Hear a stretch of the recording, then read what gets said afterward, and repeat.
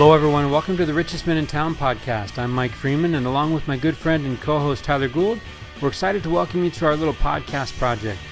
Tyler and I are just a couple of middle-aged husbands and dads driven to live our best lives. We want to be better every day, so here we'll be sitting down with great people. Not famous people, but great people that we admire, to learn their secret to living the rich life. Probably not the rich life you're thinking of. Our guests come in humbled and surprised at the invitation and hopefully leave feeling proud and grateful, realizing just how good they really have it. So pull up a chair, stay a while, and raise a glass with us as we toast our guests to the richest men in town. Mike Freeman. What's happening, Tyler Gould?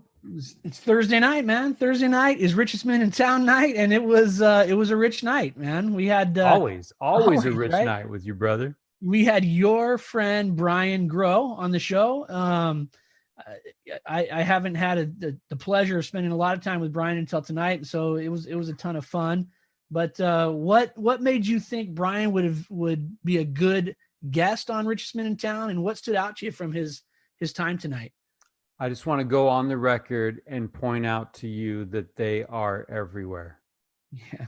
Right? These guys, these ladies, these folks that are living this life are next door. They are teaching our children. They have small kids of their own. They just might be happening to hang out at a Chick-fil-A and talking to me, and right under our noses. Brian Grow is living a rich life, and he's awake at the wheel. He's voraciously learning, trying to expand his own thinking, trying to challenge his assumptions. He's trying to take the things that great teachers have taught him, you know, as a boy, as a young man, and now as a young dad. He understands the seriousness of it. He understands his responsibility, and he is looking for help, right? Like we all are, and that makes him a candidate for the show. Yeah, and isn't it funny, man? It's like we talk to these people that are looking for help, and when they're on the show with us talking about their search for help, they're dishing out help, right?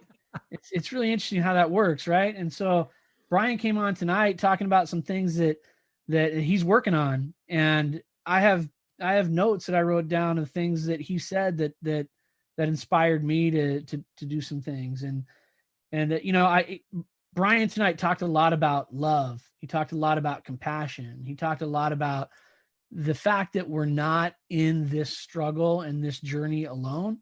You know, we have resources and people and God with us that'll help us through this journey. I just loved it.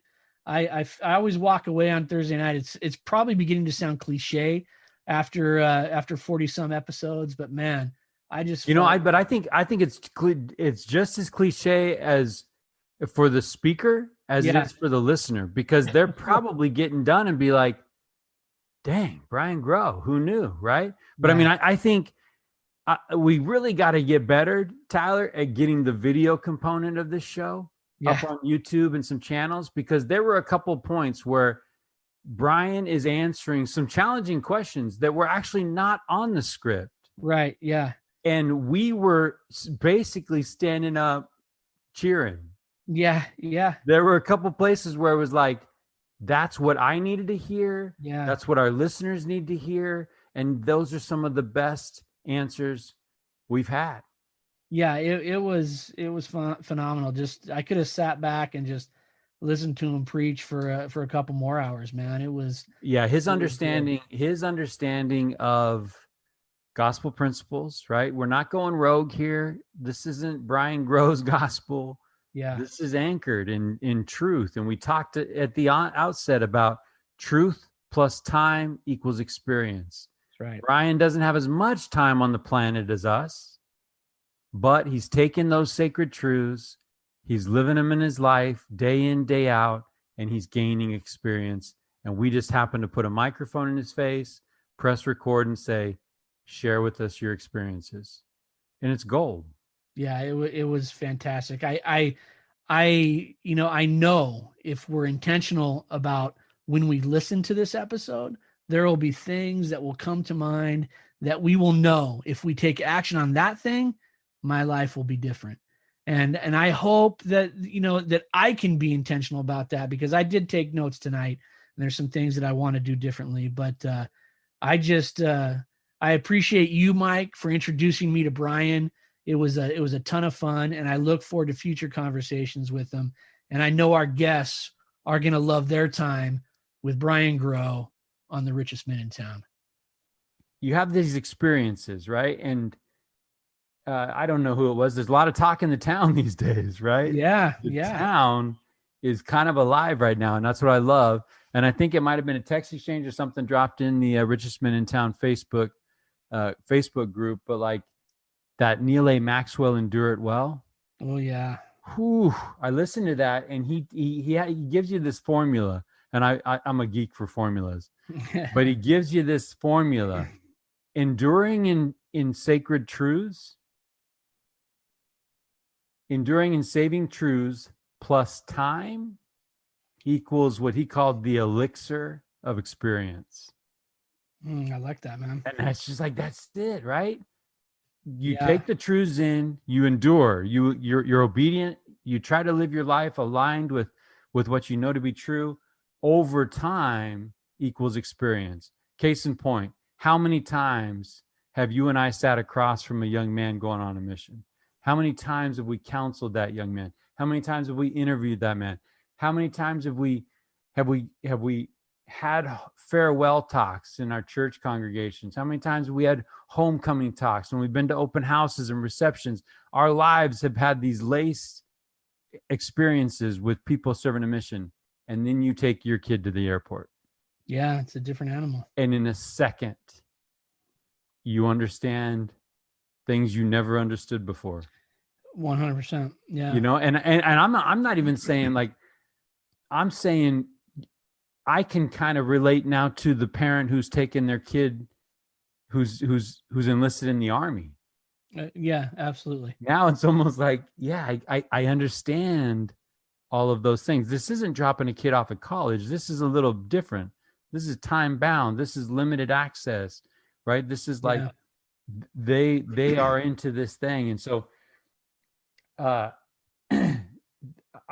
put it in words, I'm gonna go with a country song, man. All right, I love it. Let's hear it, man. Sorry, not Johnny Cash, Johnny Cash. Okay. But I'm from Red Bluff, and in Red Bluff we get down. We get the rodeo, we get the hoedown. Yeah. And way back in the 90s, there was a country music song called "Life's a Dance" by John Michael Montgomery. I don't know that one. But... Oh man, when I was 14, I was falling fast for a blue-eyed girl in my homeroom class, right? Trying to get the courage to ask her out was like trying to get oil from a water spout. Anyways, the chorus goes something like this. Okay. Life's a dance. You learn as you go. Sometimes you lead. Sometimes you follow. Don't worry about what you don't know. Life's a dance. You learn as you go. That's it, man. That's it. Life's a dance. And sometimes we're leading and sometimes we're following. And right now, I'm following, right? Now, I don't know where I'm going. I don't know what I'm doing, but don't worry about what you don't know. Life's a dance. Man. You learn as you go. It's funny. So one of those things that on the Tony Robbins list, right? That we I just put the author out there. I'm not. He's free. He's Tony Robbins. What does he know, right? So, I mean, now people are like, "Wait, Mike Freeman thinks he's better than Tony Robbins." All right, look, I meant Bob Robbins. All right, there's one on there that says it's not necessary to understand everything to be able to use everything. I like that. I like that. And and I'm go through it. I'm feeling that. I'm understanding the idea that I don't know everything. It's you know what? I kind of like that feeling. I like sort of this idea that it's, we've got to we've got to figure it out. We got to put in the work. We've got to be lost. We've got to struggle, right? We've got to struggle through it. And I think there's some power in working that. And these hinge moments, that we talk about a lot on the show, like which you experienced yesterday with Grace at the airport, right? It's these things that you think, and then they turn on their head and the doors are open and you see things differently. And I love those moments. Those are powerful, man. Powerful. Yeah. In that Maxwell talk, he's an amazing speaker, right? Yeah, or he was. Yeah. He's no longer with us, but he talks about the idea of, questioning is the doorknob that leads to enlightenment. Yeah. And I love the idea of like, what are those little things that are actually doorknobs to bigger things? And that's so true. Like, and I think that as we take on and recognize, the scriptures are laced with promises of knocking and it'll be open. But I think that if we can make those connections that, hey, that little thing that you're feeling, if you follow that, it's going to lead to much, much bigger things. I think sometimes we sell those little things short. Yeah. And actually, to get even worse, I think there's bowls of pottage out there that we sell birthright for. Right. Going to that Old Testament reference with Esau, yeah. Yeah. And I think that sometimes we're latching on to these things that we think make so much more sense and they mean so much in the moment. And really it's like, no, that little thing that you're passing by leads to much, much bigger things. Yeah. Yeah. I love that idea. I think there's certain people that maybe think like, hey, I'm questioning, I've got questions, therefore I'm not progressing. Right. And I think the exact opposite is true, right? If we're questioning, if we're seeking, if we're going through the struggle, then we're down that road. Go right? down that road. Yeah, that's progression. That is progression. So and I'm excited to have Brian Grow on, and we'll let him in here pretty soon. But in the pre-show call, he said something that I can't really get out of my mind. He was talking about holding two polarizingly different feelings at the same time. And he even referred to them as holding them in both hands. Mm-hmm. And as I think about the experience that we're going through, and as just the feelings of the last couple of days, I think sometimes we don't necessarily acknowledge that that's an option. We don't acknowledge that someone can be struggling and yet happy. Yeah, we think it's going to be, rainbows and unicorns if you're happy, and if you're sad, well, then that means it's going to be gloomy and it's going to be rainy. And it's like, no, I actually think that there's some things that you could hold at the same time. Yeah. Like I describe how I'm feeling right now as like a heavy happiness. Yeah, absolutely. Like, dang it. I kind of wish the girl was around, but I just got off the phone with her and she used the word exhilarating. Yeah. I mean, that's what you want, right? I think it's interesting because with Quinn, and there's my dude right there, right there. The skateboard's as tall as he is in that picture. But with Quinn, it was just, it's that still, I don't know how many months he's been out, and I still think there's times when I'm coming home from work and I'm like, all right, dude, we're gonna go do this, like Quinn and I, and it ain't there, right? And that hurts my heart a little bit, but at the same time, I'm thrilled, because it's like you said, you talk to them, and they're expanding, they're growing, they're, all of the things that you and I did not have the opportunity or couldn't teach in the way that they're being taught right now.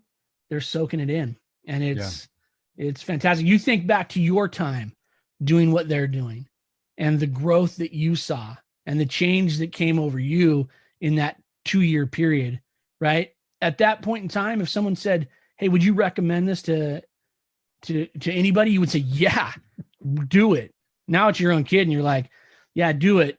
But dang it, I'm going to miss that kid. You know, and I think we feel that at a lot of these rites of passages, right? I mean, high school graduation, you're excited, but you know that means that, yeah, they're going to leave. Yeah. Right. Weddings, you got your heart's full of joy at the idea that your kid found love and is committing to that love for the rest of their life and forever. Yeah. But yet you also know that you just lost them a little bit. Yeah. You know, and so you can hold both of those things at the same time. And I think the human heart is a lot more complicated than maybe we give it credit for. Right. Yeah. I mean, it's all good stuff. It's like you and I have said many times, right? It hurts, but if we wrote the book, we wouldn't write it any different. Right. This is how we wanted it to go. And it's just the thing is, I'm 46 years old and I don't feel like it, you know? And so I still think of my kids as being 10, all of them. Well, speaking of 10, let's let Brian Grow in. Brian Grow's he's working on a little brood, and he's got some small children. He's living a rich life, and I'm curious to learn more about it. We ready to let Brian Grow in? Let's do it, man. Absolutely. Brian Grow also happens to be rather savvy around the sports scene, so we might be able to get some bracket advice from him as we're heading into March Madness. Brian Grow, welcome to the richest man in town. How are you, brother? I am doing great. You guys need to update the magazines in your waiting room, though. Yeah. Yeah. Sorry, man. We that subscription ran out a long time ago. You know, I'm a little nervous because it took a little while to get in. You guys are either talking about something real big that you're going to ask me about in a second, or we've just been talking sports and we got lost in the moment. No, we were talking real big, but you know what? I think I don't know if necessarily it comes back to hey, Brian Grow, what do you think about this? Right. I've been actually sitting with that comment that you dropped in the pre-show call. I can't even remember necessarily what we were talking about, but the idea of holding these two things in our hands, right? Like I'm happy and I'm sad at the same moment. Yeah. And you know, we took Grace to the airport and all of those things. I've been singing a little country music to Tyler Gould. I don't know if you're a country music fan. Brian Grow, you're a rather young man, but there was a guy named John Michael Montgomery who had a song, Life's a Dance. And, you know, I was singing the chorus because that's kind of where I'm at. Sometimes you lead, sometimes you follow. And right now I'm definitely not leading in this dance, you know, but don't worry about what you don't know, because life's a dance. You learn as you go. Beautiful. I love it. It sounded better when you don't do country. Well, so I used to, when I was a teenager, I worked at a scout camp and I worked in the stables a few times, and that really got me into a country phase. And so, you know, I like a little bit here, a little bit there. I don't listen to it as much as I used to, but country's in there somewhere. Yeah, it's just interesting, the power of song lyrics, right? I mean, I think that we've all got some song lyrics bouncing around in our heads, and every once in a while they come to the surface, right? I don't know. Yeah. I don't know if I would go to Tyler's mind and ask what song lyrics come to mind from time to time. The list is long, my friend. The list is long. Well, yeah, there's a mug out there that says there's a Hamilton lyric for everything or something like that, and sometimes that's what I'm spitting. The other day you were talking to me about your daughter who's going to New Jersey, and all I thought was, everything is legal in New Jersey. How old are your kids? So we have actually we're celebrating a 6th birthday tomorrow. Oh man! So we're getting ready for that. We have 6, just about 3 and 11 months. Nice. So you are you're early on the path of fatherhood, which is an exciting time, man. I love those days. But look, let's project a little bit, right? 6 years old. Let's look 13, 14 years down the road here. All right. What advice do you have for Mike Freeman, he's on the verge tonight, man? We're going to see some some tears from No, this no, no. guy. Here's the thing. It is March Madness. So in honor of college basketball, Jimmy Valvano taught what a good day was, brethren. Right? A good day. We're moved to tears. We laugh and we think. Well, that'll be this show. There you go. If we do it right. We want to welcome Brian Groh, and let's get this. Give me some advice, Brian. Give him Groh. some advice. What do you got Brian, for what me? do you got? No, I try not to think about 16, 17-year-old Gwen. That thought is just that's okay to stay in the future for now. But whenever I talk about my kids, everybody's first thing is just like, oh, cherish these moments. And the one thing that I think is so powerful is our memory, the memories that we have, the memories that you have of Grace being a 6-year-old and showing you her first wiggly tooth, or my daughter she was holding onto my leg as I was leaving and saying, "Dad, don't go." And I said, I got to get on this podcast. And she's like, "Dad, I have to tell you this thing." And she's telling me about this thing that happened at school, and she's just dragging it out just because she wants to, she's trying to manipulate the situation and get me to stay. "Dad, I got this important thing, you got to go." And it's the same thing at bedtime every night. I have questions for you. So all these moments that I'm going through that I'm like, oh, come on. Just remember those, Mike. Remember all those things that from those little moments that you got. I think Okay, Brian. Okay. Really quick though. That's good advice. That dude. is great advice. Good advice. That is great advice. But on this show is not just about great advice, right? Let's talk about the how. Okay. Right now, as a dad, what are you doing to cherish those memories? Because I'm telling you right now, you're right. Those memories are there. I think of a 6-year-old birthday party, and we went and got a princess cake. Of course, we got a princess cake, right? Well, we didn't actually take a look at the princess cake. We just got the princess cake, and we knew Belle was her favorite princess, and Belle was in there, and here we go. Well, come time for the reveal, we open up the box, and Belle, the action character or the figure on top of the cake, has no hair. Right? And I don't know if you've ever seen an action figure like a Disney princess with no hair, but it kind of looks like Darth Vader without the helmet. There we go. Yeah. And so we got tears, and now Belle was no longer her favorite princess, and Dad screwed up the cake, right? So like Belle is the source of nightmares now. So yeah, there's memories there, but how do you cherish those right now when you're in it? Because let's not romanticize what Brian Groh's going through right now, right? He's in the thick, man. Hey, Tyler, you remember an 11-month-old, right? Oh, yeah. So I have a story for you. So just before I leave today, I'm standing there and we're getting dinner ready and all these things, and I start smelling barbecue sauce. I'm like, what is going on? Like, my son had chicken nuggets, but he doesn't have barbecue sauce. He's a straight ketchup guy. And so I'm smelling this, and I turn around and I look at my 11-month-old, and he has a bottle of mesquite rub, and he's gotten that thing open somehow, and it's everywhere. So we had a little cleanup on aisle 3 before I head out today. So those are good times. Maybe he's going to be a grill master though. Yeah, maybe right. I'm fine with that. He didn't like the smell so much. Once he got it open, that was a little powerful for him. But to answer your question, Mike, I think a couple things that we'll get in a lot of things. But one of the things I'm just trying to do is to take in moments, just be present. My wife is really, really good at reminding me this. She's just like, when you get home to when they go to bed, our phones are away. We are not around phones during that time. We have our command center, and your phone goes and it lives there until we get our kids down for bed. And sometimes that's really hard. And sometimes that's really frustrating. Sometimes,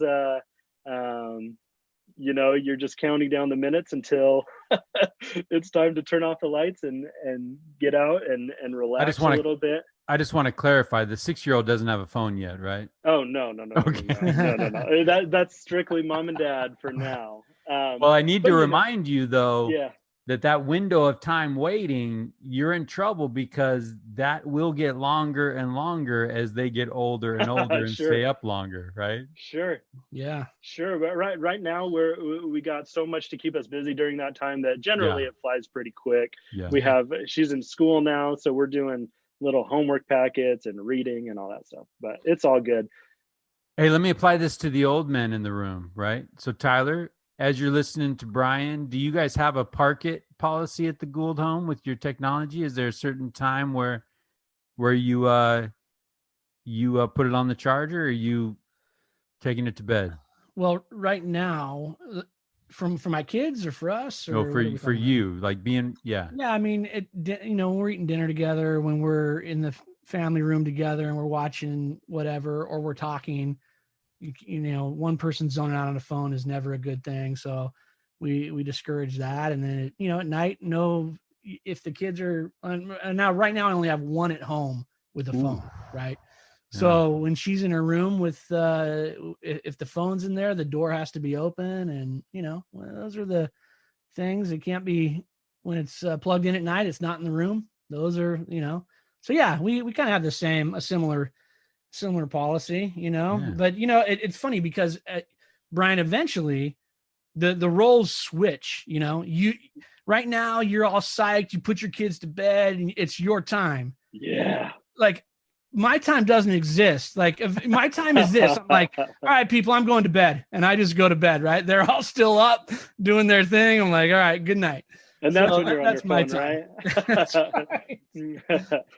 7 to 9 on Thursday nights is Tyler time. That's Tyler time. Let me ask you this, Brian. You have young kids, and I know we don't want to project too far down the road. Yeah. But what are you doing now to prepare them for when they're down the road? That's a good question. I think one of the things that we really focus on is understanding emotion. One of the things I think is so important in life is to be able to process the things that we experience, because no matter what, we're going to experience them.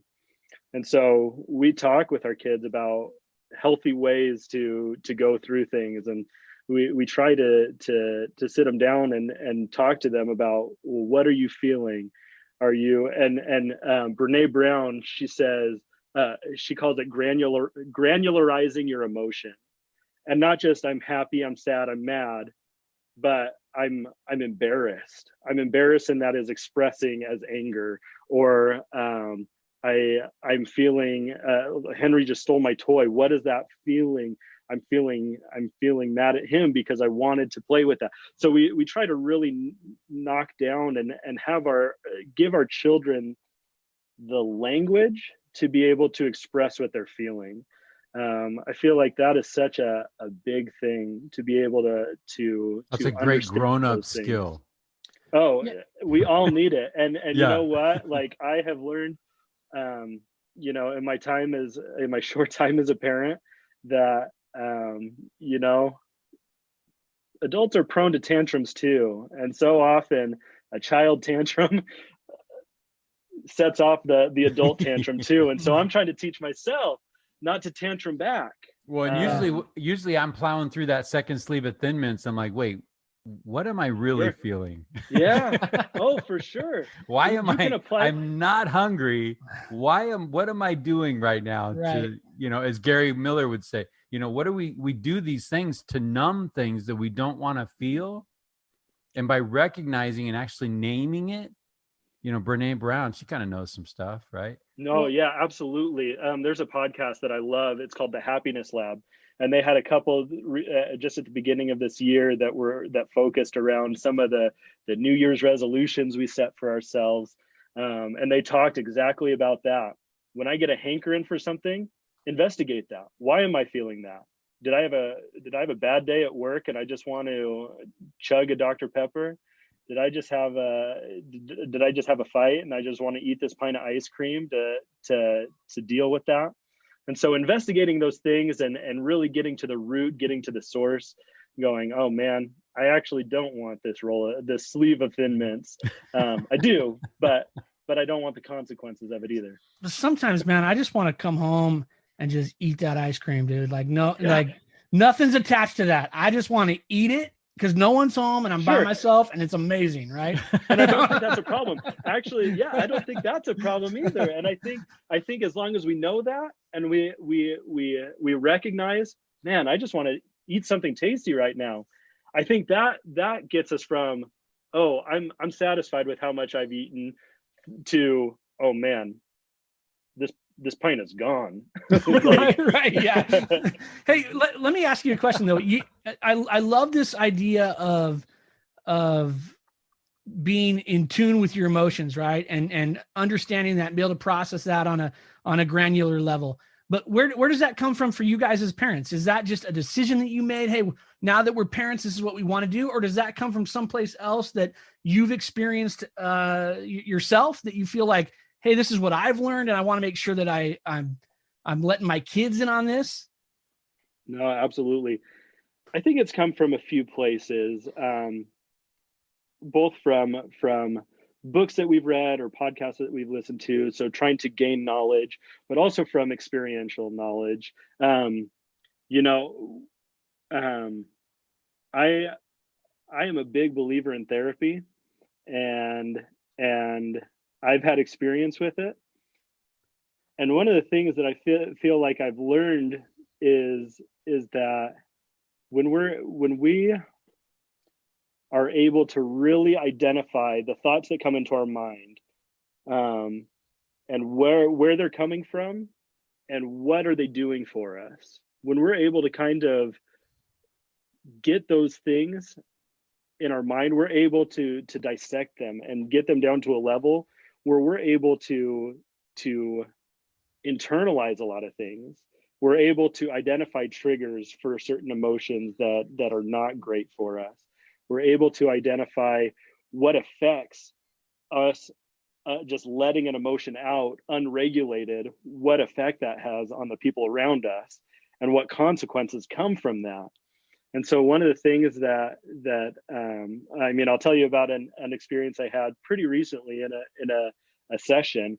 I had an experience that man just had me in a mood. I was just mad. And as I'm recounting this experience, the series of things that happened throughout this day, I tell my therapist is trying to walk me through, like, okay, what thoughts did that bring up?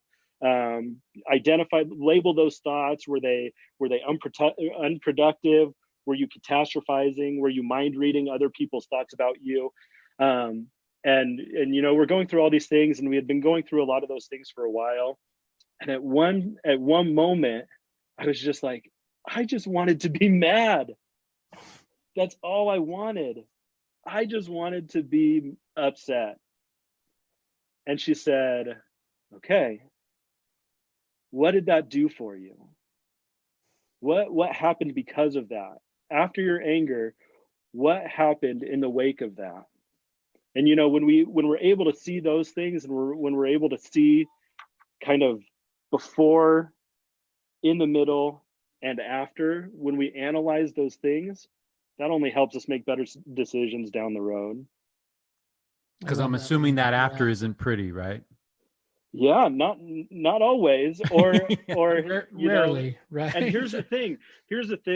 Early on in our marriage, Becky and I are Tyler. You talk about let's get into it. I want to resolve this now. Yeah. And neither my wife or I are that way. We both kind of want it to simmer for a little bit. And I felt like I was the driver of this, that simmer would just turn into, oh, well, it's not really present anymore. It's kind of already happened. Meh, it's gone. We don't have to talk about it. We don't have to deal with it. And that can only happen for so long before things start to unravel. And so after this incident, the same thing kind of happened. Like that night, she's like, do you want to talk about it? And I said, I'm not in a place. I'm not in a place to discuss this right now.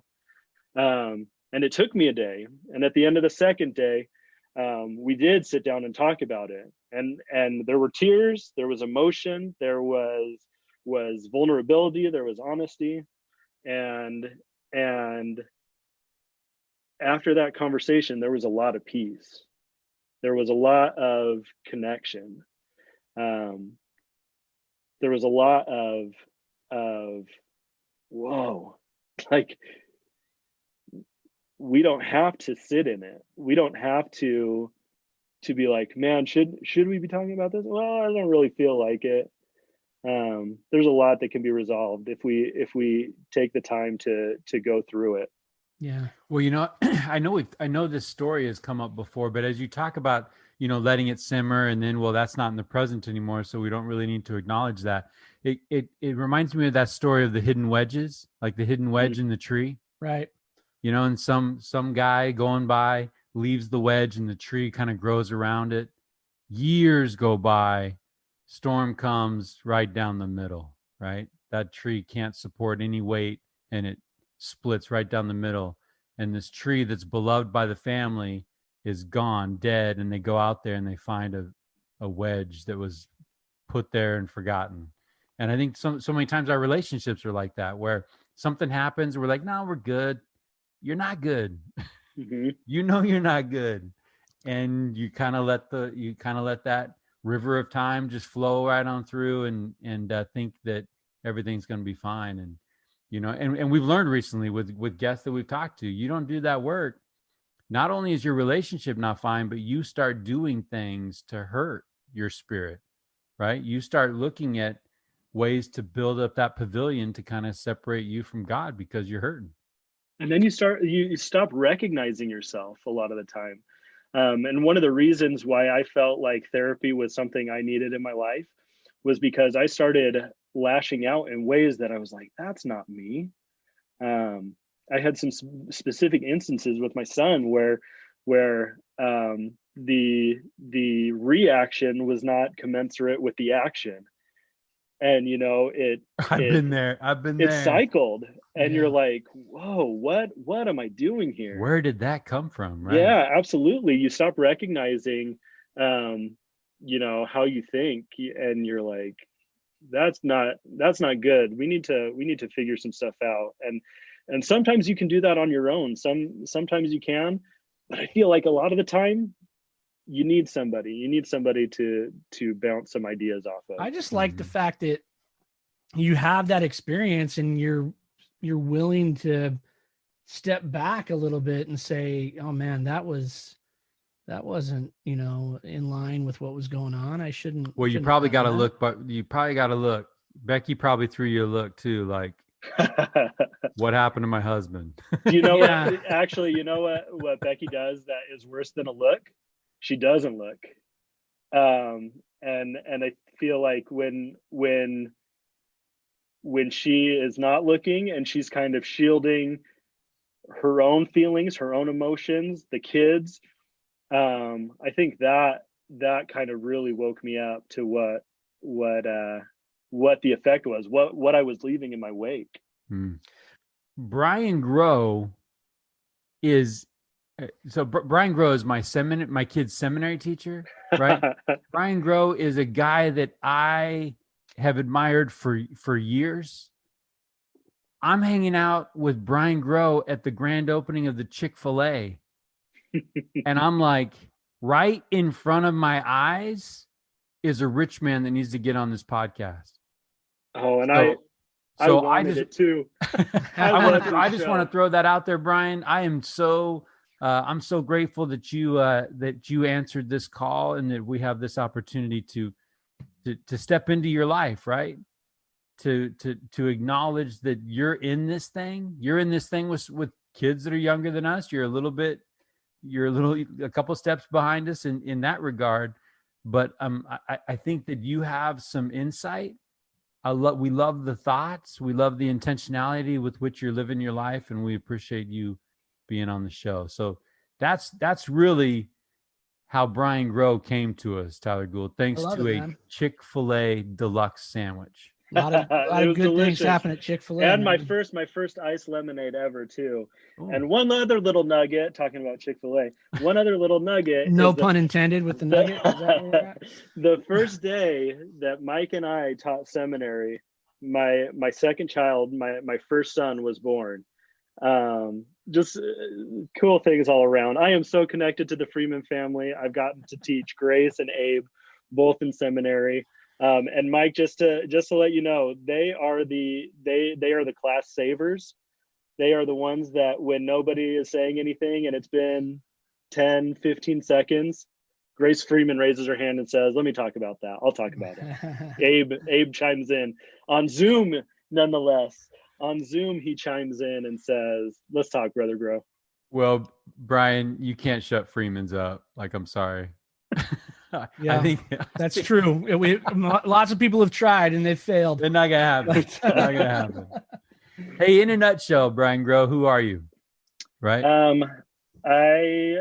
I am a father. I am a willing father. I love it. I've wanted to be a father my entire life.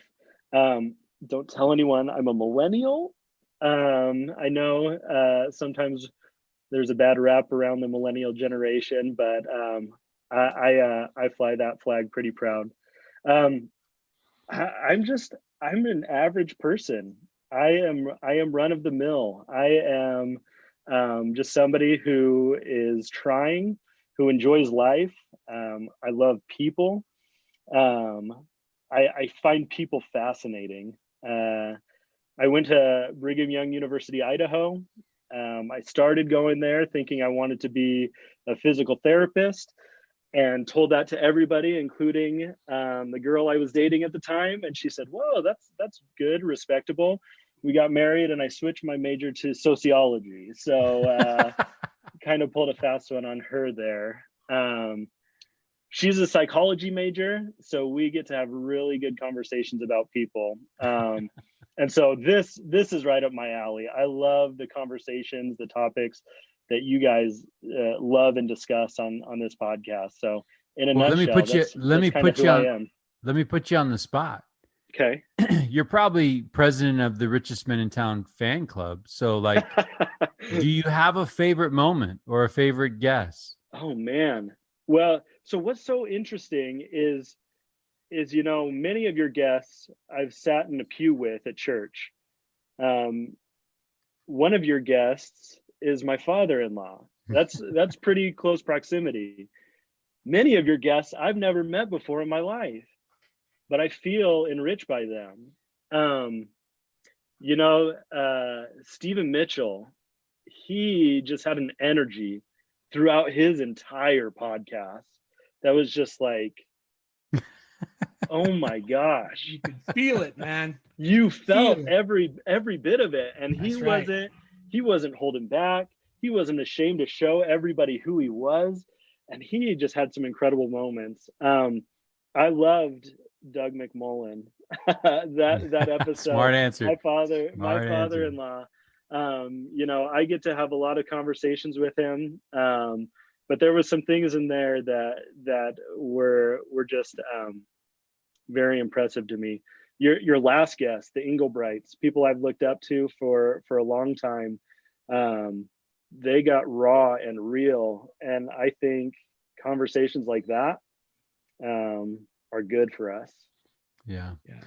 Well, we know we become, right? We become the people that we become by surrounding ourselves with others and going through these life experiences. So let's go to your parents, right? Let's get into what made Brian Grow the Brian Grow that we have in front of us today. So talk to us a little bit about growing up and parental influence. Great. Yeah. My parents are awesome.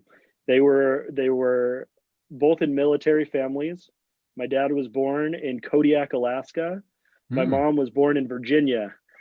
And they somehow both made it down to San Diego, California, through military. My mom, she just wants harmony that's who she is as a person. She just wants everybody to feel loved. She wants everybody to feel like they have belonging. She just wants everybody to feel like they're included. My dad is a hard worker. My dad gets after it, not just in a job or a career. He's worked for Motorola for pretty much his entire working life. But nights, weekends, he was working to learn the ins and outs of Boy Scouting.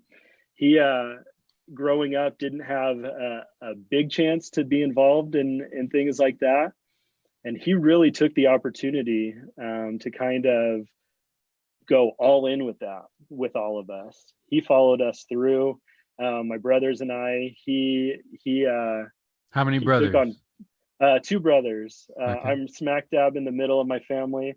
I have older sister, older brother, younger sister. So middle child flying under the radar, the perfect place to be. Not so easy to keep the harmony with that many kids. Sure. And you know, our family life, I don't think any of us would say, yeah, it was perfect. It was easy. We had plenty of struggles, plenty of tears, plenty of hardships. But you know, it's really interesting when we get together now, because there's so much love there. There were some hard times. There were some struggles, and have been some relationships that have had to be mended. But I don't think any of us would change it. I love it, man. So talk to me, Brian, about your mom and dad. You talk about your dad being a hard worker and your mom wanting harmony. I mean, what is, you know, you see those things as a young kid, as a young boy in the family. What is that? What do those attributes look like today in Brian Grow? Yeah. Yeah, that's interesting. I like my mom, want people to feel good. And one of the things that I feel like I've had to learn recently is that not caring what people think does not equal me not caring about people. And I think that part of me comes from my mom wanting to do things for people so that there's peace and harmony and everybody has good feelings, even if it's at the expense of what I'm doing. And I feel like my mom probably got the short end of the stick on a lot of things. But I feel like those lessons that I learned from her have helped me be an empathetic person, have helped me be somebody who wants the best for everybody, who looks at people who are marginalized, people that are kind of pushed to the side, and to try and strive to be inclusive of them, to try to do my part to just include people, I guess. And for my dad, you know, one of the things that I feel like I struggle with, my dad worked, you know, like I said, like his whole working career, same company. And as a millennial, sometimes that's an idea that I struggle with. I want variety. I want difference. I want things like that. But my dad instilled in me, you know, you always work, just always be working at something. He is a voracious learner, and that's one of the things that I try to adopt in my life, to just be everywhere, to be curious, to go to this topic and that topic, learn things that may never benefit me in my life as far as career or income or finance, but that kind of feed my soul. He's an avid astronomer, and I don't think it's ever put $1 in his pocket, but it has fed his soul. what does faith look like in your house growing up? My dad, kind of had a rocky beginning in the church. His mom was pretty faithful. His dad was like, no thanks. And my dad kind of, I feel like, had the option, kind of do what you want to do. And kind of went back and forth, was in it for a bit, was out of it. But before any of us were born, both my mom and dad committed and said the Church of Jesus Christ of Latter-day Saints is where we want to be, where we want our family to be. And again, we weren't the perfect, picturesque Ensign magazine. We have our picture in the middle of it, doing family home evening every Monday night and scripture study every night. But I remember moments. I remember a moment sitting in my parents' room, and my mom, I don't know what prompted her to do this. I don't know if she'd even remember doing this, but I remember her opening up the scriptures to Doctrine and Covenants, and she read, "The worth of souls is great in the sight of God. Bring one soul unto me, how great shall be your joy." And she just talked about how we can have so much joy, and we can have so much joy together. We can share that joy and spread that joy. And I was young. I was 7, 8. But just that little moment is something that is forever etched in my mind. So there were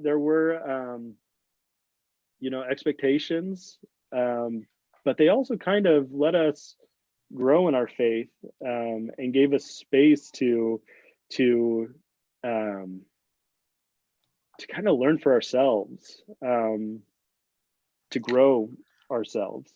Can you talk about that for a minute? Because, I think that, we've talked to a lot of guests who have this experience where they grow up in a house of faith, right? And regardless of what that faith may be, right? They're in a house of faith, and they're seeing that example from parents or someone else.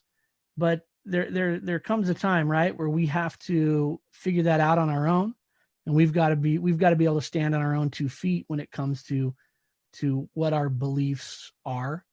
You talk about that moment at 7 or 8 years old, and your mom sharing that verse. But when does faith become Brian's faith and not mom's faith or the family's faith? So interestingly, as I've thought about that, the thread between some of my bigger moments that I would say kind of were the big chunks of faith that were coming my way, were all when I was away from screens. So 2 big ones that I'll talk about were Pioneer Trek. For you, those of you that don't know, our church organizes every 3 or 4 years. We do what's called a Pioneer Trek. We go out we pull hand carts out somewhere in the wilderness.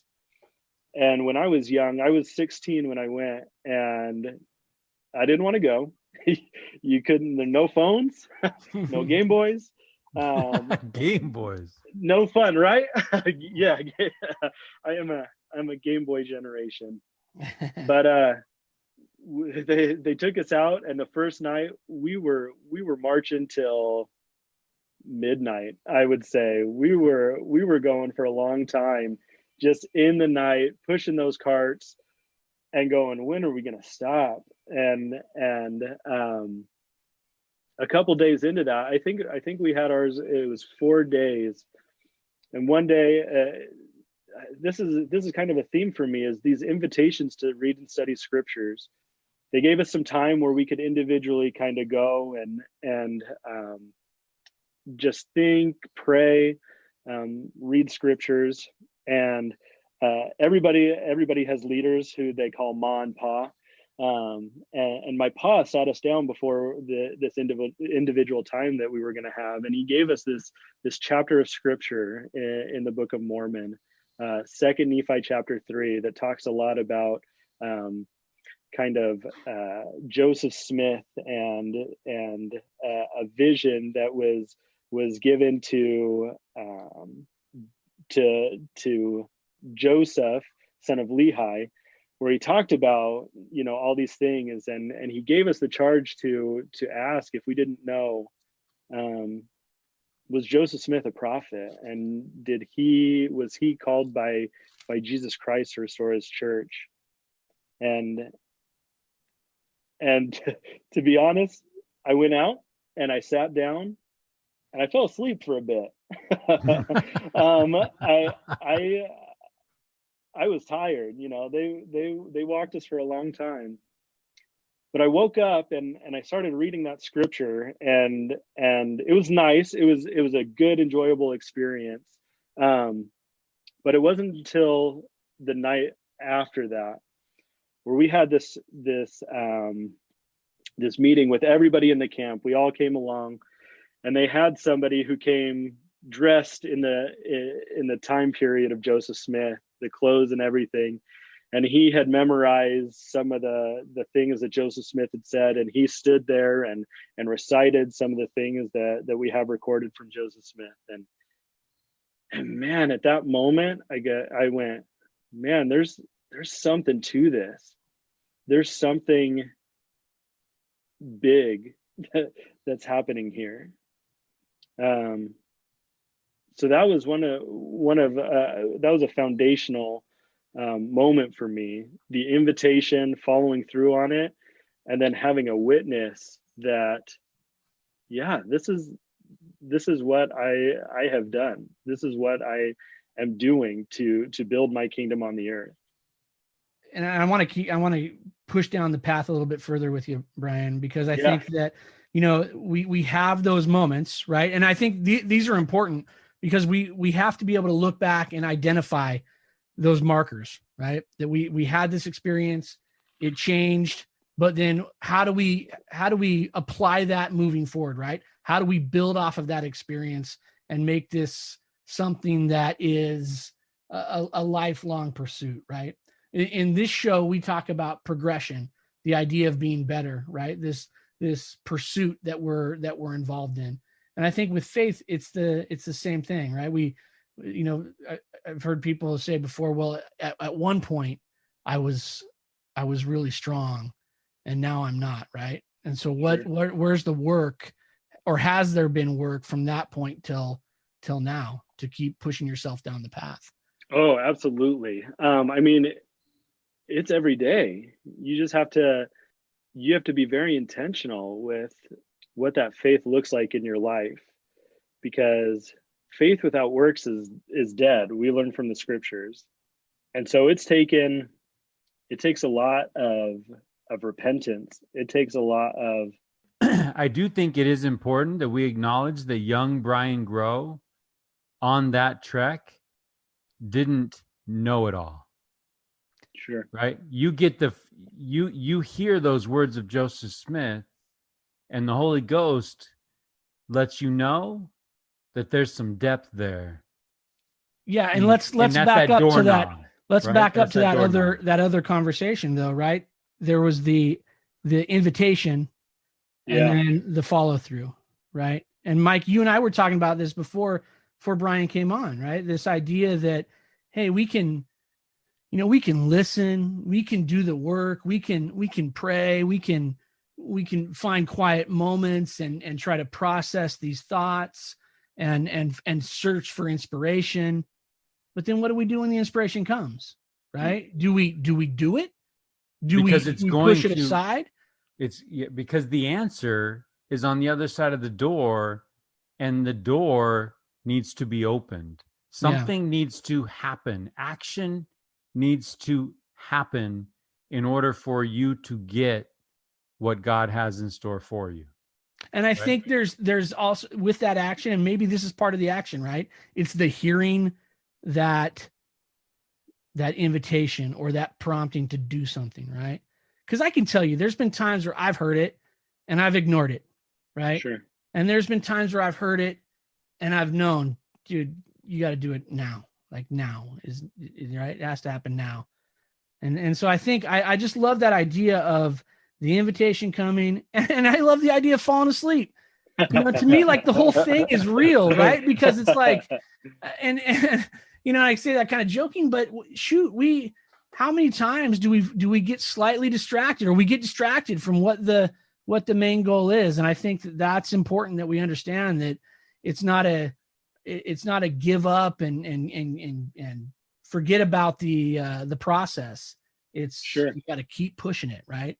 And I think that's the big thing about faith is you generally are not getting all of it. You're not getting a whole picture. You're generally getting enough that makes you go, okay, let's keep moving forward. So I feel like that, at that time, I'm 16 years old. I'm a few years away from this potential to go on a mission, to serve as a missionary for the church. And that's a big thing. And that's at that age, when you're thinking about that, when you're thinking about leaving home for the first time, that's a big decision that looms kind of on the horizon. And I don't know if at 16, even after that, if I had to come home from that experience and they say, okay, are you going on a mission? I don't know what I would have said at that moment. Yeah. But I had other experiences leading up to that, both good and bad, that told me, you know what, you need to dedicate 2 years of your life to this. You need to share the blessings you've received. You need to share the things that you've known and how you know them with people that need it. Was that a thought that was in the back of your head at some point that just became louder over time, or was that always there? That idea of that I need to share this with someone else.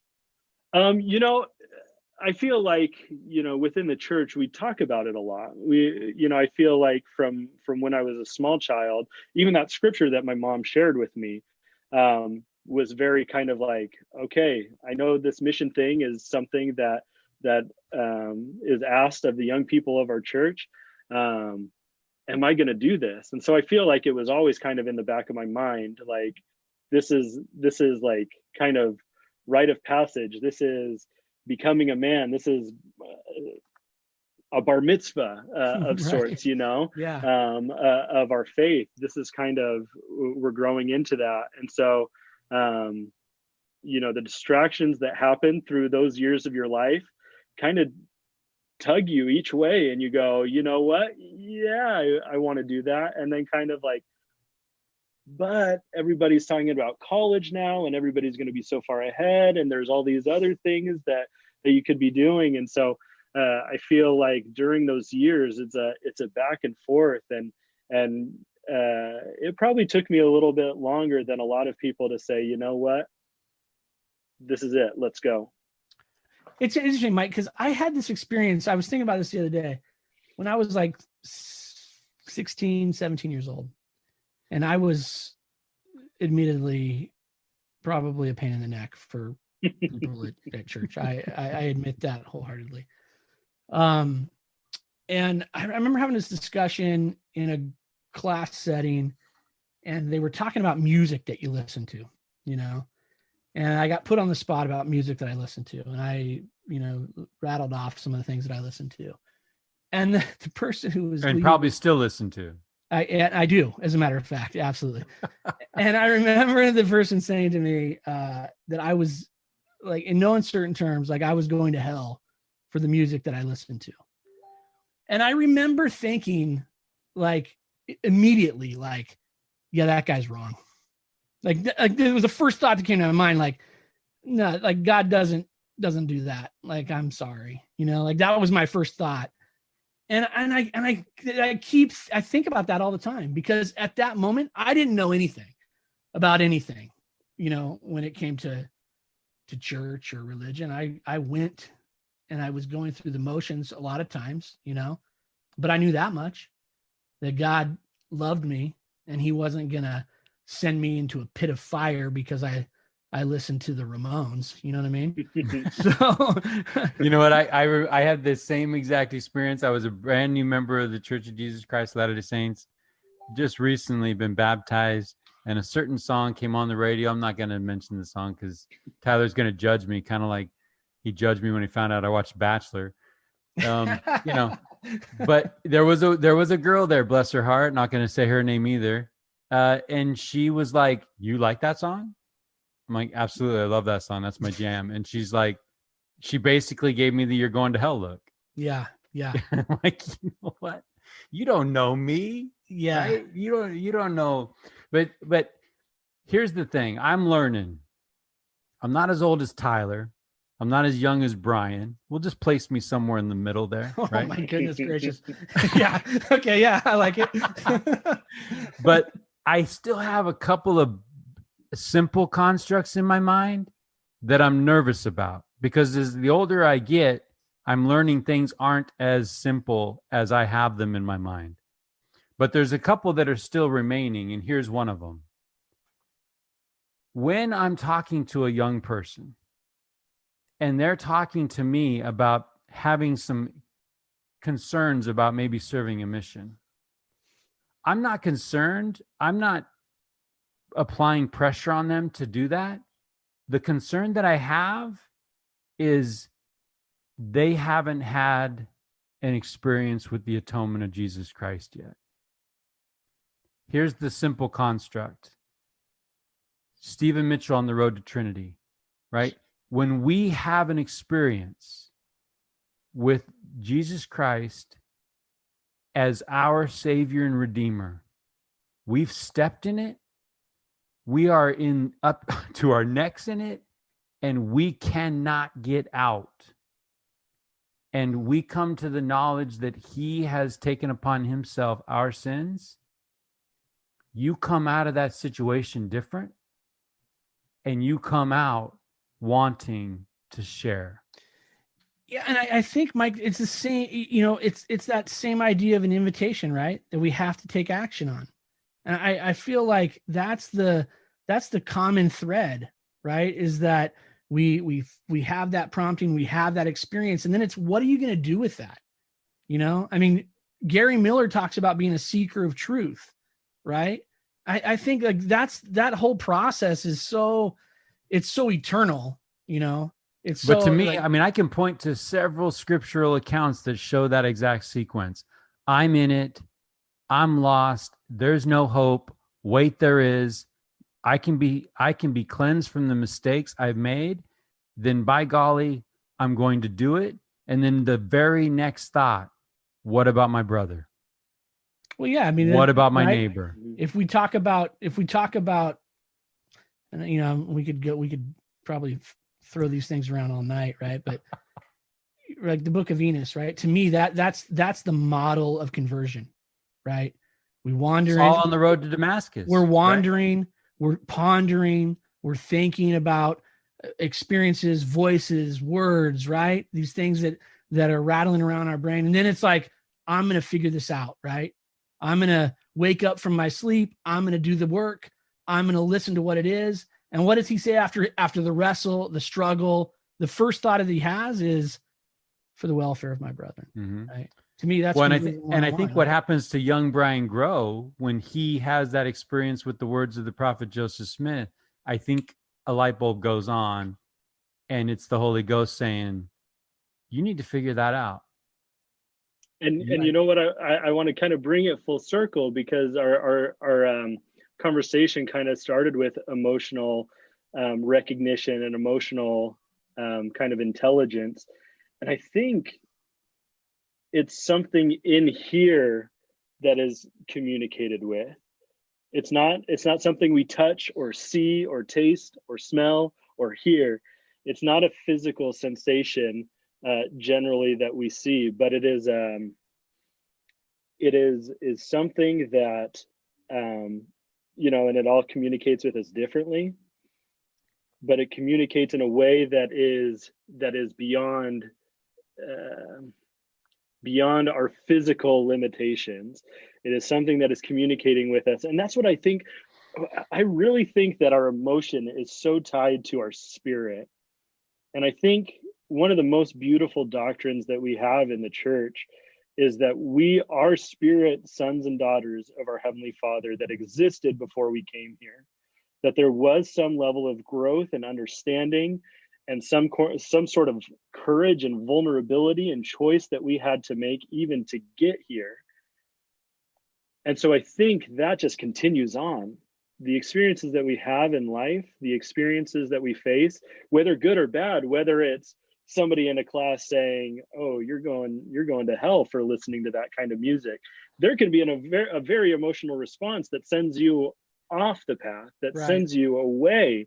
And that's how a lot of people make decisions. It's not because, well, I've calculated all these things and just all these calculations say, and that is some people.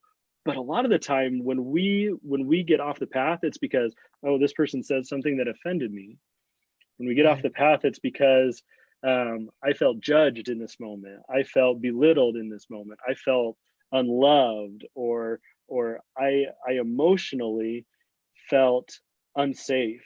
So I had to leave. I had to go. And I think there's so much that we can do to train ourselves and to teach our children and to keep connections with people that see differently than us, from people that see the church. Actually, I'll bring this up. So Pioneer Trek has happened a couple times in my life. So I talked about it as a youth, but Mike and I we got to go on a Pioneer Trek. I'm a 2-time Pa, Tyler. Not too long ago. It was my first time as a Pa, and it was an amazing experience. Mike, you'll remember that we had a kind of a testimony meeting, and one of the things I talked about in that meeting was, when we come on experiences like this, we get up here, we get up high, we feel something, we feel. Brene Brown, she defines spirituality as just connection to something that's bigger than yourself. And I think that's kind of what we feel when we have those big spiritual moments. We feel, I'm connected to God. I'm connected to my spirit brothers and sisters. I'm recognizing them as spirit sons and daughters of Heavenly Father. And when we leave those moments, we go back to a place where we get back down here. We get back down to a place where we're just having to go through the drudgeries of life and some of the things. But what helps with those hard things in life is remembering those places where we've been, those places where we felt that high level of connection. And that played out very starkly as we left, because as we were driving home, we're getting back on our devices and things like that, and we're checking who's been contacting us and social media and things like that. And I get on social media and I see a Facebook post. It notifies me that the trainer from my mission posted something on Facebook. I was like, cool, let's go read this. And it's one of those posts that's this long. And it was, I don't believe the Book of Mormon. I don't believe that Joseph Smith is a prophet. Dagger, right? So I'm just bearing my testimony that we're up here right now. We're having this spiritual shared experience with each other. And on the drive home, I'm back down here. I'm back down to what? We had this experience together. A few months later, I was in a seminary class, and I was kind of wrestling with whether or not to share it, and I ended up doing it. I shared it, and we talked about it, and Grace Freeman actually says that is one of the most Christ-like ways I've ever heard somebody discuss how hard it was. Because in it, he talked about how he struggled. He wanted to know more about his faith, and he's just in a place. He's in a place where he's happy. He's in a place where he feels like he can move on with life. And I commented on it, and I said, "I love you, brother." And I truly do. And I truly want the best for him. And I think there's so much that we can do when people are having those moments where they um, are having an emotional experience, whether it's toward the church or away from it. But there's so much that we can do, I think, to reach out and to say, I'm here for you. I'm still here. We may believe different things. We may think different things, but I'm still here. Yeah. Can I can I piggyback on? I mean, just that thought of highs and lows, right? I always am mindful. I'm concerned, actually. The pattern in my life is when I'm up, watch out. For whatever reason, I don't know if I let my guard down, I take my eyes off the Savior and I start sinking like, like Peter. But is there a way? You talked about cherishing moments as a dad with kids. Yeah. I'll drop this in the show notes, but I recently watched a TED Talk by DeWitt Jones. And DeWitt Jones is a world acclaimed National Geographic photographer. And he talks about finding the extraordinary in the ordinary. And I'm just wondering, do we have to go to do we have to go to the top of the mountain? Can we, with eyes, see these amazing moments in this drudgery that you're talking about? In this day-to-day drudgery, can we find those extraordinary moments? DeWitt Jones in the talk talks about, changing your lens and seeing the idea of more than one right answer. And as we look at these things, I mean, I'm trying to remember what it was like having small children. And it sounds really easy. Find the extraordinary in the ordinary drudgery of raising kids. But I think that that's part of the answer. We don't need to go and be transfigured to be able to connect our spirit with something bigger than us, right? Like Brene Brown shares. Mike, isn't it like, I agree. I agree wholeheartedly. And I feel like there's some intentionality that has to take place in order for that to work. Right. I mean, look, I'm going to drop a shout out to our sponsor, Monk Manual. Right. So this episode brought to you by Monk Manual. Right. Every day I open that thing up and it asks me, what great things have happened that day. Right. And in my mind, I'm looking for the hand of God in my life. Right. That's where my brain goes to. And so I have to stare at that page, man. I stare at that page. It doesn't come right out. It's not like, oh, dude, it was this moment and this moment. No, I stare at that page. I write down some things and the other night I wrote down my wife's name, right? And that was it, right? But I think there's intentionality. Like we really have to seek that out. And I think, unfortunately, sometimes we want those things to happen, but we don't want to do the work to find those things, right? I was in a meeting the other day and someone said, I'm really concerned about my teenage kids and where they're at with their faith. And I asked the question, like, talk to me about the process of teaching them to hear. What did that look like for you? Oh, we talk about, and we go to church and we do this. We have to become experts in that language, right? And in order to become an expert, we've got to be studiers. We've got to be, Brian, you talk about your dad being a voracious learner, right? We've got to be that type when it comes to these things, or else they're not just going to happen to us, right? We may wander into one every now and again, right? But if we're not doing the work, if we're not doing the struggle, if we're not wrestling, if we're not doing all of those things, then we're just players on a stage, man. And even if we're not looking at a blank page with 3 lines asking us to identify 3 things, right? Like that's the intentionality. And I would even go further. Brian, you talked about that connection and what that feels like, and naming your emotions. Yeah. It's going to happen in different ways for everyone on this call. It's going to happen in unique ways for everyone that we come across. But I would commit, one of the things that we can do to bring out the extraordinary in the ordinary is to call it out when you feel it. 100%. To actually, I'm in a conversation with a friend, could be a heathen, right? Could be not even, I mean, he could have nothing to do with God. And we're talking about life and I feel it and I know what I'm feeling. I'm going to boldly, again, perfect world, I'm going to call it out.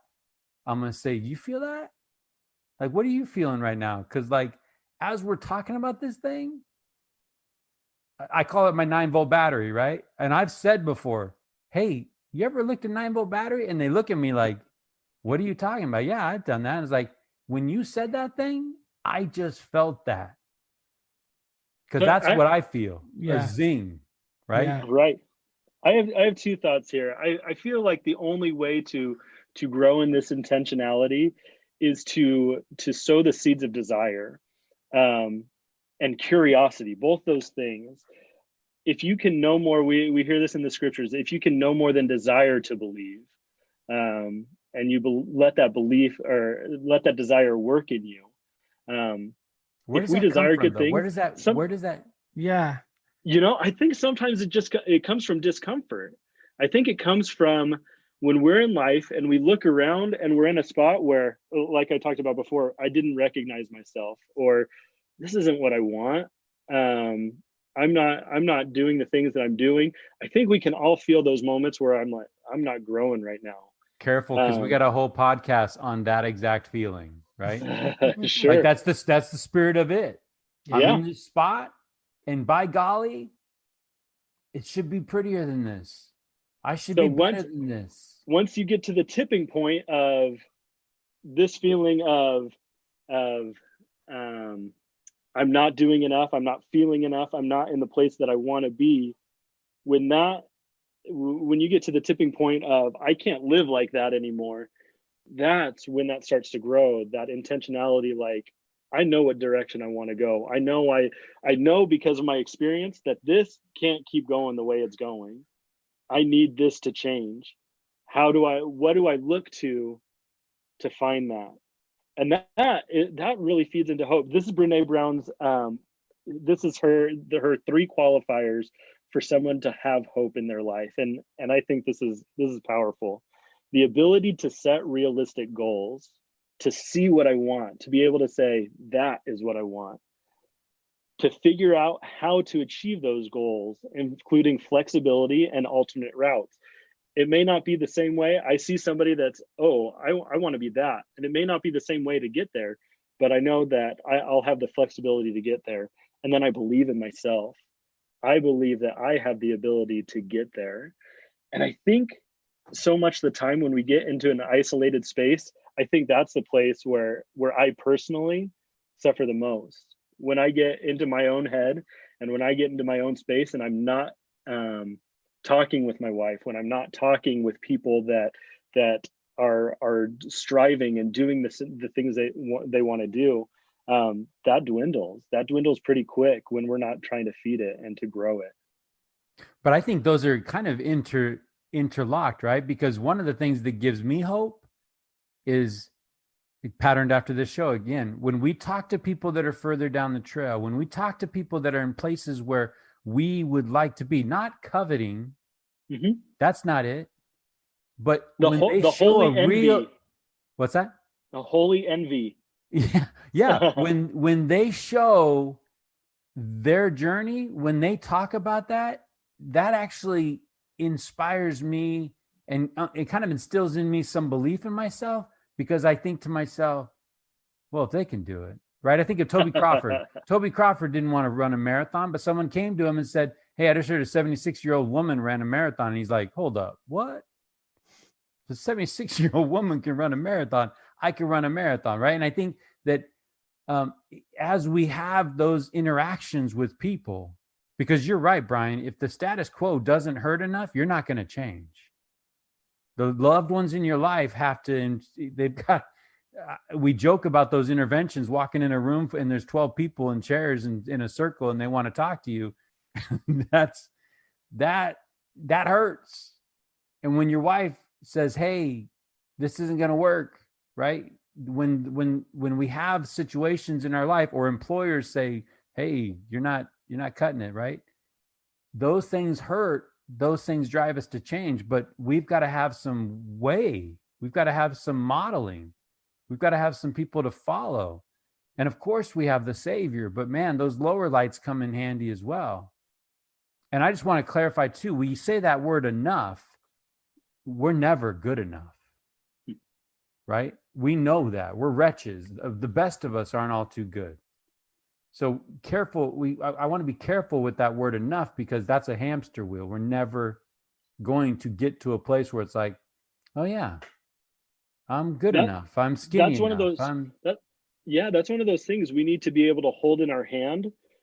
That I love and care about myself, but I also know I'm not a finished product. Exactly. One of those things that we have to be able to hold these two things.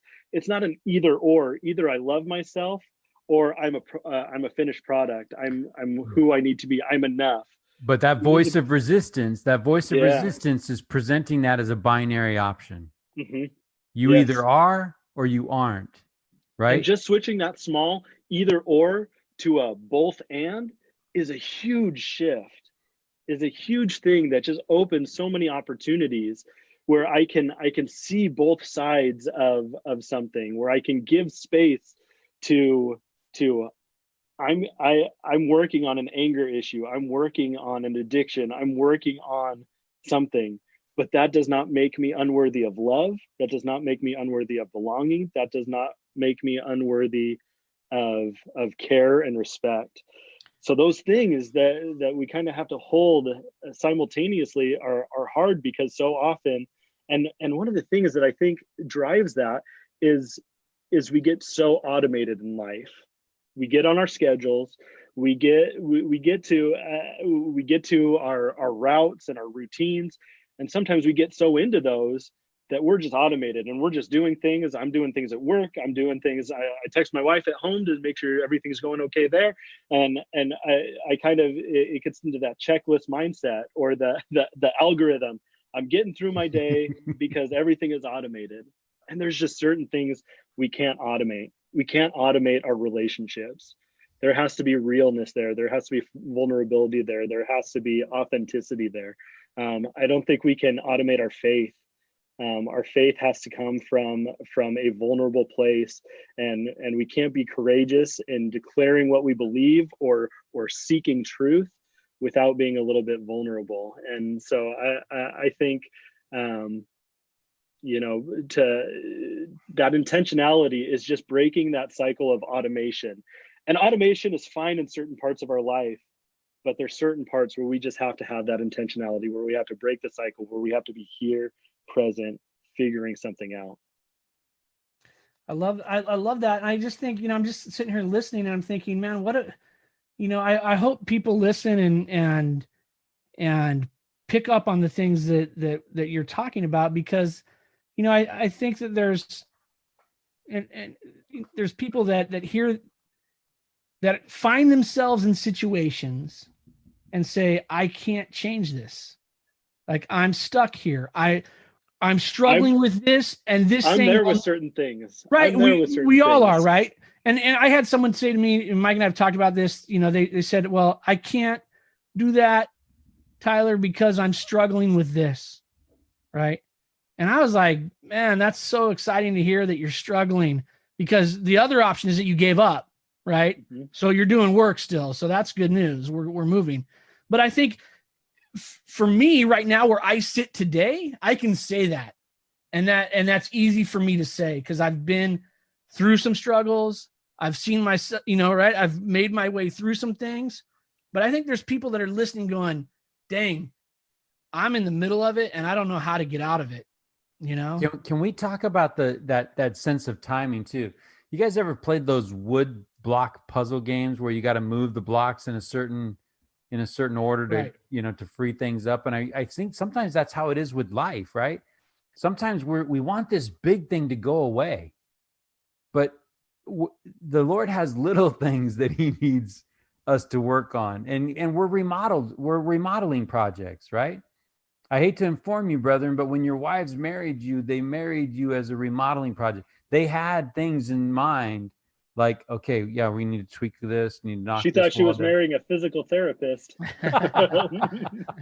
Yeah. And so like, I think I've been struggling with this one. I talk to people that are in a place that I'm not. The first time I prayed out loud, I received an answer. I know people that have been praying for years for an answer. Yeah, Mike, that's exactly my point, right? There's people that are saying, I'm doing the struggle, but I'm not seeing the other side of the struggle, right? And your point about timing is so right. It's like on the other side of that next thing could be the answer, right? Yeah. We just don't know, right? And I think that sometimes comparing, we've talked about really comparison, quick, though, right? Yeah, I think quick, I got my answer early to unlock so I could go tackle big problems that I had in my life. But the thing of that is that today, right? I mean, I know you and Brian are probably closer to the same age than I am, but right. But today, I like how you're thinking. Yeah, I know. I'm a millennial. Basically, I'm a millennial. Yeah, you are. Basically. Today, there's some things that you are going to struggle, right, to find the answer to. I mean, just because it became quick, right? It came quick the first time, but that doesn't mean it's going to come quick the second time. Well, and I think to go back to that young Brian Gross story, it came quick the first time because that just opened a door. Right. That just opened a door, and it wasn't destination know everything. Now the door is open and there's a path. Get going, Mike Freeman, because I got bigger things for you. And I would say if you feel like you don't know anything, keep the struggle, right? You've got to just keep doing the work because it'll come, right? Well, how many of us give up? Kobe Crawford, what did he say? I ran 100 yards.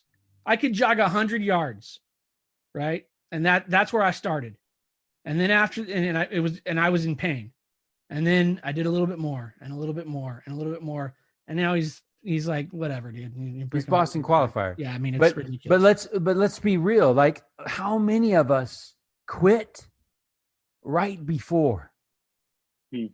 Right before. It's like that, it's like that stone cutter. It wasn't the first blow. It wasn't the 99th blow, but maybe it was the 100th that breaks the rock. If you quit at 99, you never know. So Brian, can we talk about the practical application of this? Because what I would love to discuss is what does the work look like, right? Because sometimes someone said, who was it that we were talking to? I think it was Melissa Engelbright. She said, you hear a general authority and they always talk about someone they knew that had some issues, but they never had issues.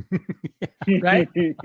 And I think sometimes She's never heard from a church pulpit a leader talk about marital problems. Yeah. Right. So I think that sometimes we look and we go, well, for crying out loud, everybody there has got it. And I'm the one sitting here that doesn't have it. Now we know, the three of us know that's not reality, right? That's not reality. But what's the practical application? It's edited reality. That's right. What's the practical application to get us to that point? Like, what do we have to do? If I'm the guy saying, hey, look, I don't know what to do, I'm not feeling it, talk to me. This is going to be a lame answer, right? Because you're not going to want to hear it because it's not soothing to the carnal mind. It's not a microwave oven answer, right? I'm sure what Brian's going to tell you is not like oh yeah, it's quick. It's like instant oatmeal, right? You just do this, boom, and there's your answer, right? I love instant oatmeal. Right. Good. I do too. Maple brown sugar. This episode is brought to you by Maple Brown Sugar instant oatmeal.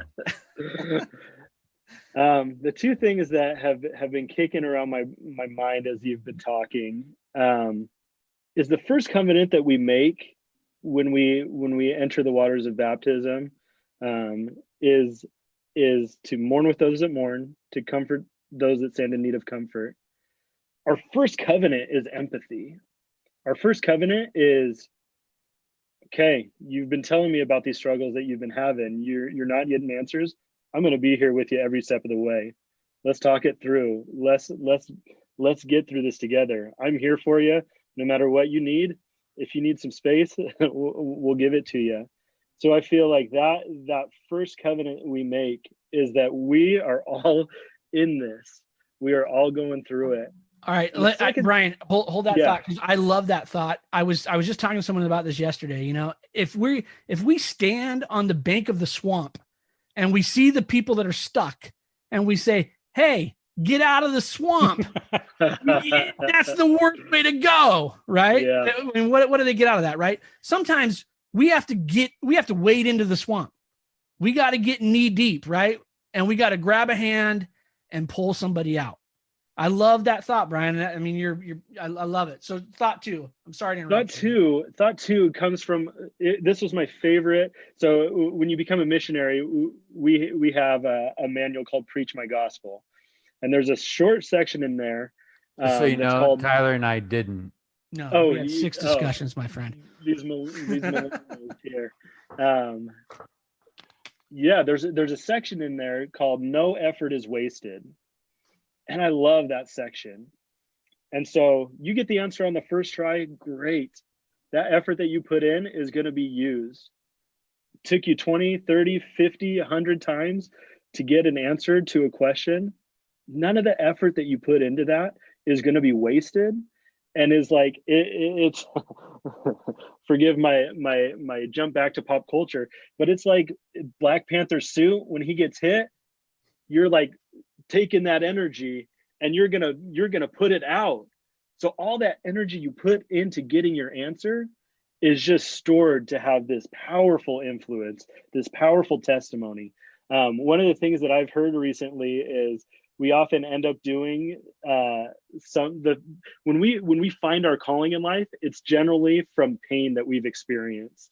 And so you think about somebody who has experienced abuse and they become an advocate and a light to people who are in that situation. And so I think if we have that idea in our mind, if we're able to communicate that we're going to be with you, and none of this that you're going through, none of this stuff that you're experiencing goes to waste. It's just to God being mean to you. Is just God saying, well, I care about Mike Freeman because I gave it to him the first time, and I'm not giving it to you this time. None of that ever goes to waste. None of those good things. And can we talk about making sure that we have a clear idea in our mind of what an answer looks like? Because sometimes I think we've got a Hollywood script running in our mind of how God answers that prayer. And we think, okay, there's going to be light and there's going to be this angelic visitation, right? I picture Charlton Heston's voice. Yeah, Moses. That's funny because I kind of want the voice of heaven to sound like Smashing Pumpkins, but whatever. I think that the idea is if we can be intentional about how we're feeling and name how we're feeling and identifying maybe new insights that we hadn't considered before, right? Or who are we having conversations with? Because a lot of times that's how prayers are answered, is people are put in your path and they'll just say something flippantly on their way out the door and change your life. Can I stop you just really quick there? Yeah. I listened to, this was some webinar somewhere, but I will never forget this line that he said. He said, something that seems apparent to you is life-changing to somebody else. And so a lot of the times we go through life and thinking, I don't have anything to add. And that's what I really love about this podcast, is that we have these people that go around thinking the stuff that I'm talking about. Even I tonight kind of feel like, what is anybody really gonna like gain? But there's something that I could have said that said it in a way that somebody is like, I've never thought of it that way before, or something you guys have said, something that, because they're in their mess. They're not in your mess. Yeah. You're talking about your journey, and it's like, wait a minute, that gets me thinking, rethinking my own mess, right? Almost with outside eyes. Yeah, absolutely. I do like that conversation, Mike, that the idea of recognizing what an answer or inspiration looks like, you know. And I've shared this, you know, I'm in the middle of this with my 11-year-old. You know, it's the process of praying together, being silent together, and then discussing just our thoughts afterward, right? And what inspiration looks like, you know. Because I think you're right. I mean, you know, I joke about Charlton Heston or Smashing Pumpkins, right? But we have this not an expectation, but there is, we read, we hear, sometimes we hear people over the pulpit say, man, I remember as a kid hearing burning in the bosom and stuff. And I was like, I got no clue what's happening here, man. My bosom is not burning. Yeah, I have not burnt at all, except for my forehead at the beach, you know? So, so yeah, I mean, I think that there's different ways that I think that we have to be, we've got to be experts in listening, right? We've got to become good at recognizing. We've got to just, there's such subtle nuance to those answers. I think that we've really got to be, well, and let's put our guest on the spot, right? Let's put our guest on the spot. When we talk about, well, first of all, before we move on, no effort is wasted. Beautiful thought. Yeah. The Lord loves effort. I would even say when we're seeking personal revelation, earlier conversation about parenting. Tyler, your work with your daughter in helping her identify how that feels. No effort is wasted. Brian, your every moment where you're trying to cherish with your kids, no effort is wasted. Right? Amen. So as Brian Grow is sitting here looking back on your life, do you see other hinge moments? Do you see places where maybe prayers were answered, or life did change on a conversation, or changed on an experience, other things? You were talking Trek. Any other hinge moments out there? Yeah, I could talk about a couple. One was almost a 2-year process. I served as a missionary for the church in New York City. I was in the New York South Mission. We were in Brooklyn and Queens, and I loved it. Yeah. It was amazing. And, you know, we did all of our traveling by buses and subways, and you're in it with the people. And some avoid you, some come right up to you and tell you that they are a prophet. They have been called to call the world to repentance, and you say, great, happy to meet you. There was one day early in my mission, I was still with my trainer, and we're traveling to a member's house, and we get off the train, and we're waiting for a bus. And as I'm waiting for the bus, a man walks up to me, and he starts off the sentence, you know, Joseph Smith believed ... and started launching into all these things that, you know, we don't need to get into specifics on. But, you know, as somebody who felt like just a few years earlier, I had this experience, this witness given to me that, no, I know Joseph Smith was a prophet. I know that he was sent here to restore. These things aren't true. And I aggressively responded. And we went back and forth for a while. And in the middle of it, I didn't recognize it. But as soon as it was done, I was like, the Spirit's not here. I don't have it. I am not representing Jesus Christ right now. We go to the member's house. I don't say a word. My companion takes over everything. He talks. He does everything. We go back to the apartment. I get in the shower, and I just have a good shower cry. I just have so much disappointment, so much guilt, so much shame for what transpired in that moment. you push through, you keep going, you keep learning, you learn from that experience.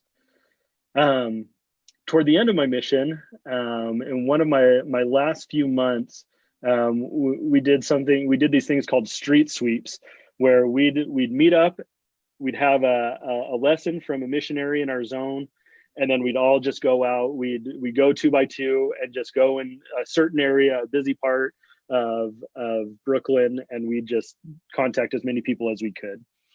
So I get together with another missionary, and we're going along, and a similar situation rises up.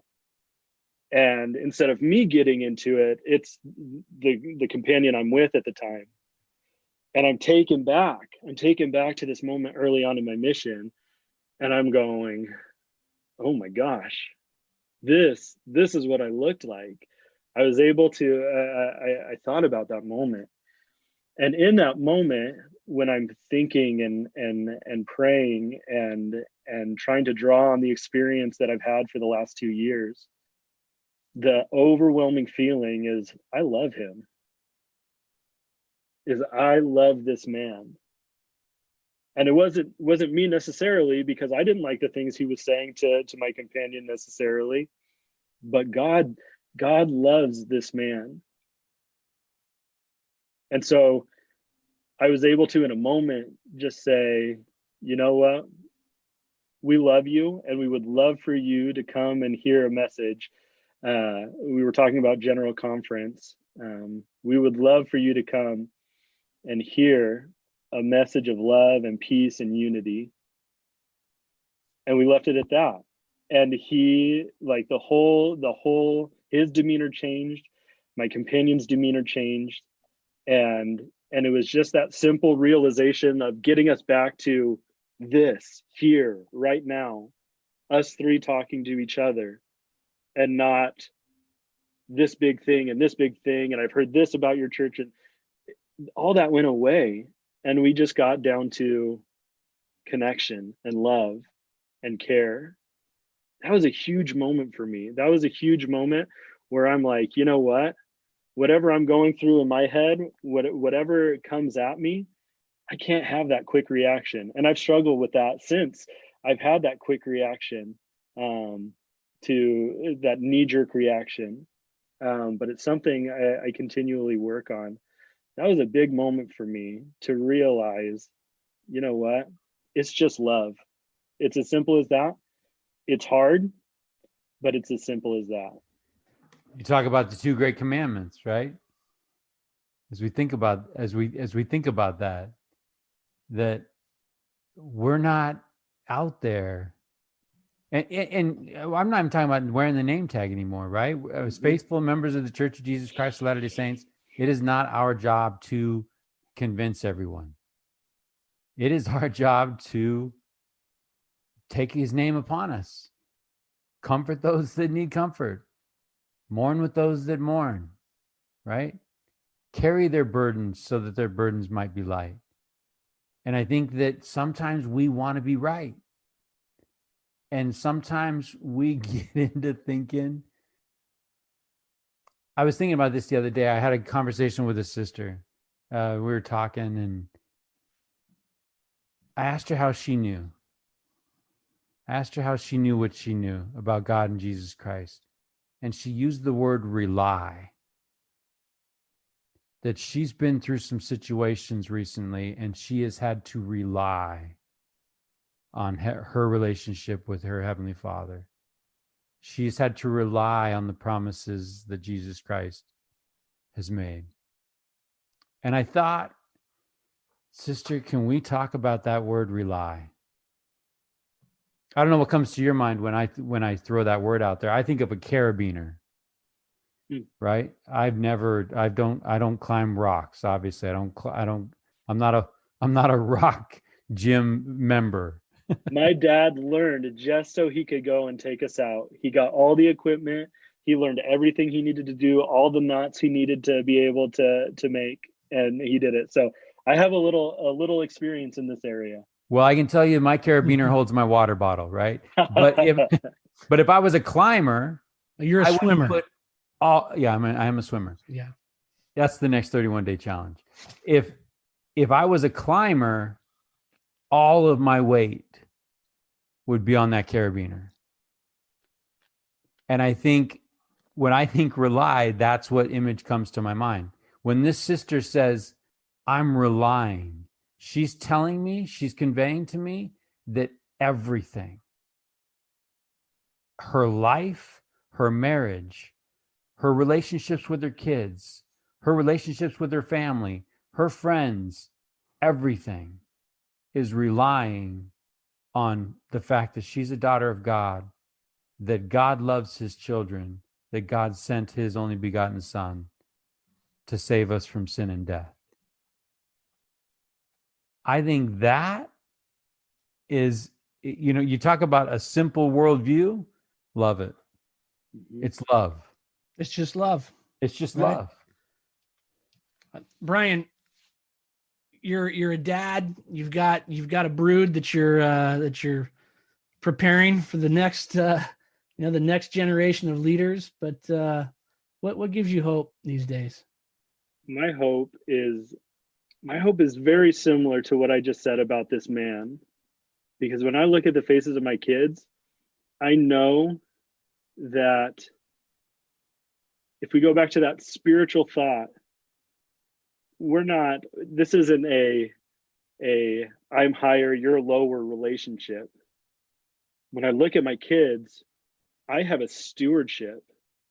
They're his. My kids are his, and we've been given this relationship, this familial relationship, to help us both, to help us grow. It gives me hope that I'm not alone in this. That yeah, I may be their dad, and I'm not alone because I have Becky with me, and we talk through this together, and we receive revelation together. Becky has received every bit of revelation of when our kids should come. She's felt it strongly, and I get the confirmation, but she's the one that she leads out, and she receives that revelation. But even the two of us is not enough. Even the two of us, we have our frustrations and the things that overwhelm us, and the times where we just have to rely that our Father in heaven loves these kids as much as we do. He wants the best for them. He wants them to grow into the people that they need to be. He's going to help us every step of the way. He's not going to tell us everything we need to do right now. You need to start getting Gwen prepped to become a doctor. You need to help Henry prep to, whatever he's going to do. You don't need to, he's not giving us that far ahead, but he says, I'm here with you. I'm going to help you along. They are going to grow into what they need to be. You are going to grow into what you need to be because of their influence on you. And so just this connection between heaven, between family, between extended family, between just us as a world, just us as the human race, that connection, that when that happens, it is so inspiring to me. Hey, I love the words. I love the grows. I'm close with your in-laws. I'm close with the McMullen kids, and it's wonderful to see Becky as a young mom, right? And seeing her grow up in this chapter, and I appreciate the words that you said about her, and it sounds like those were words of honoring her. We spoke about your parents and their influence on you. Is there anyone else at this stage of your life that you feel like you would like to honor? And I just spoke about it, but my kids, I honor the heck out of my kids, because my mom says this about us as her kids. She says, you kind of just came how you came. Yeah, I don't know if I really feel like I had a big influence on who you are and your personality and things like that. You came how you came, and I honor that in my kids. They've come how they come, and it's very interesting to see when when I butt heads with Gwen and we're both upset about a situation, how quickly she is over it. Like, she goes to her room, there's some tears, she comes back out 5 minutes later, and it's as if nothing happened, and we're moving on. She's quick to forgive. And I think so often we think about, oh man, what do I need to teach my kids? What do I need to instill in them? When we just have to recognize, again, back to that recognize what they have and let them know it, and say, you know what, Gwen, you forgive really easily. You forgive really quickly. That's a strength. That's a power. Henry, you have so much energy. You're always helping us. That kid, when we have a task that's like that we have to do, he'll unload dishes, he'll bring groceries in. He just wants to be there and help. That energy that he has is just, when it's focused, and pointing that out to him, having those conversations where you point out to them. So that was a long-winded answer, but I honor them. There is a particular teacher that I really want to, and I know we're coming up on a couple hours, but there's a teacher that I had at BYU Idaho. As soon as I switched my major to sociology, my mind was just expanded.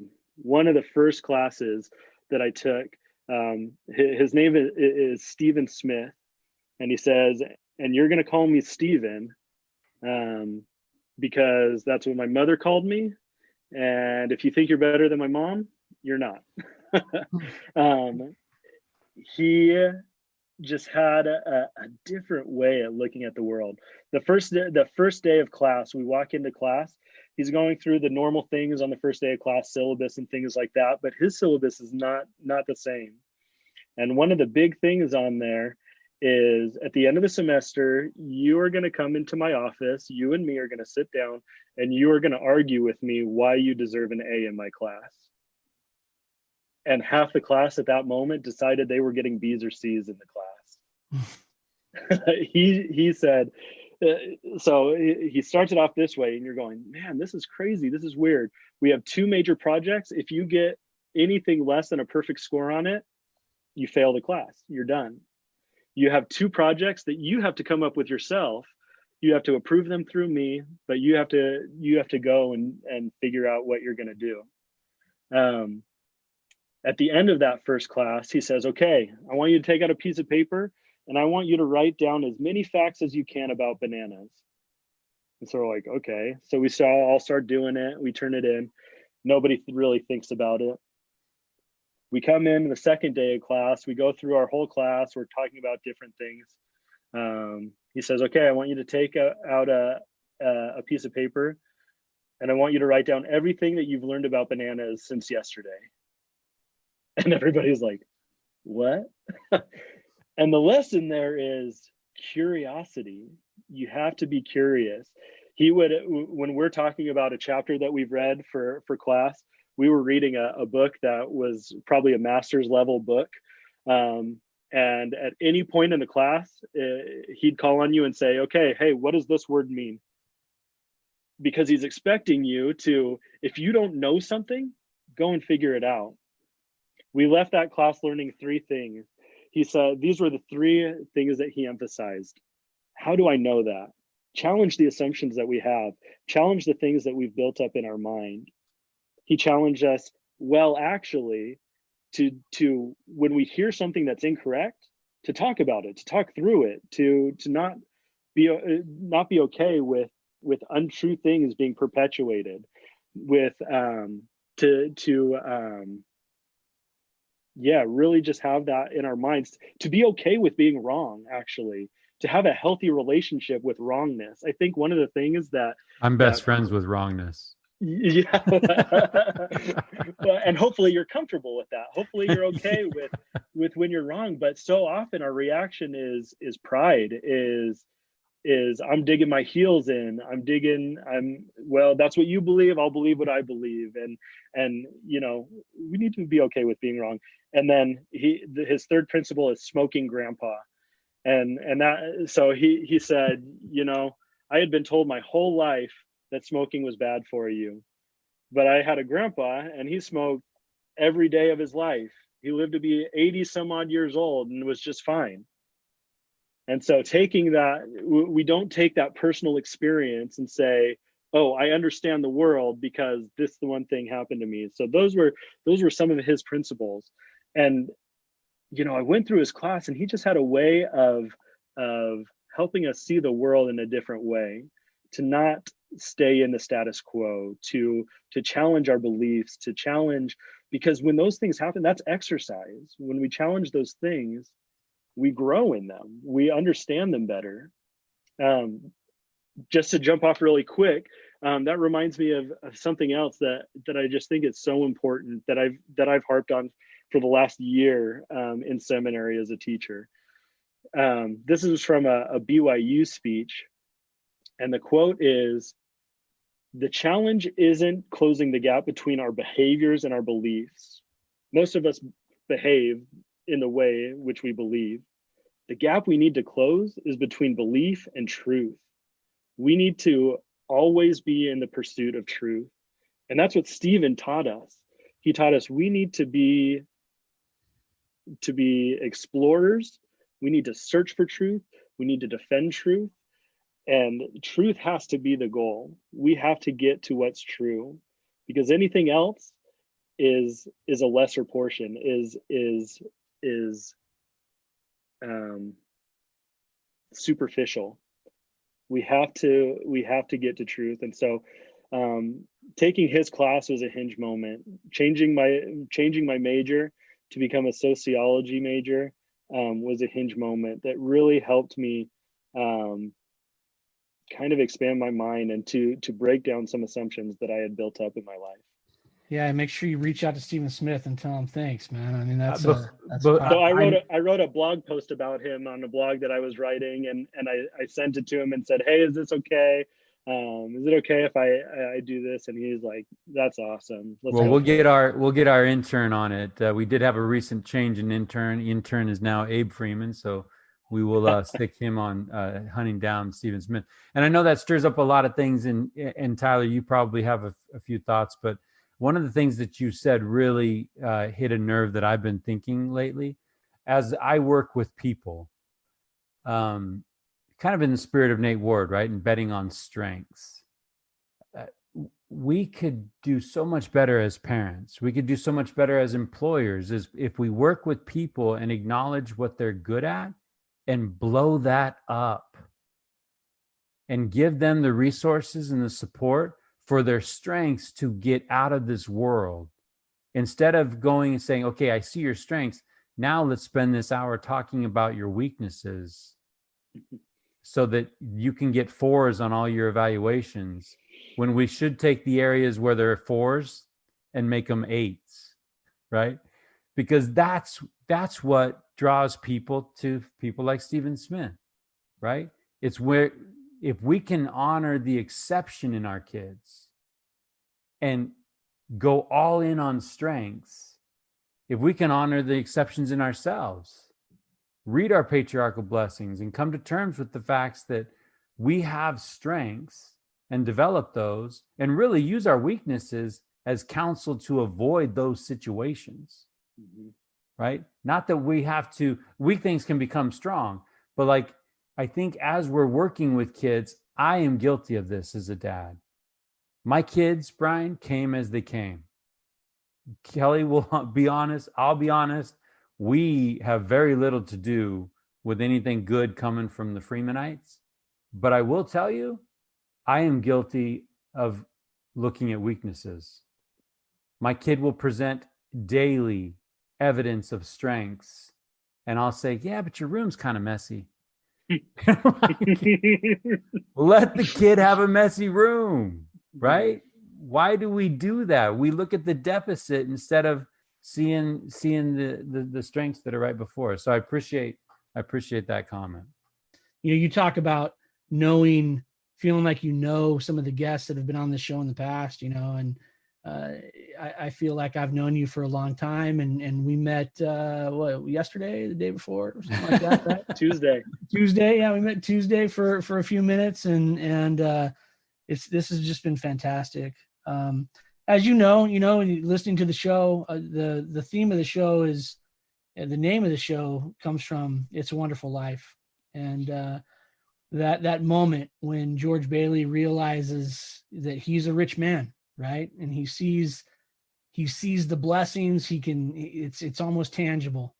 And I can tell you, from the 2 hours that we've had with you tonight, I can see the richness in the life that you lead, and I'm richer for it.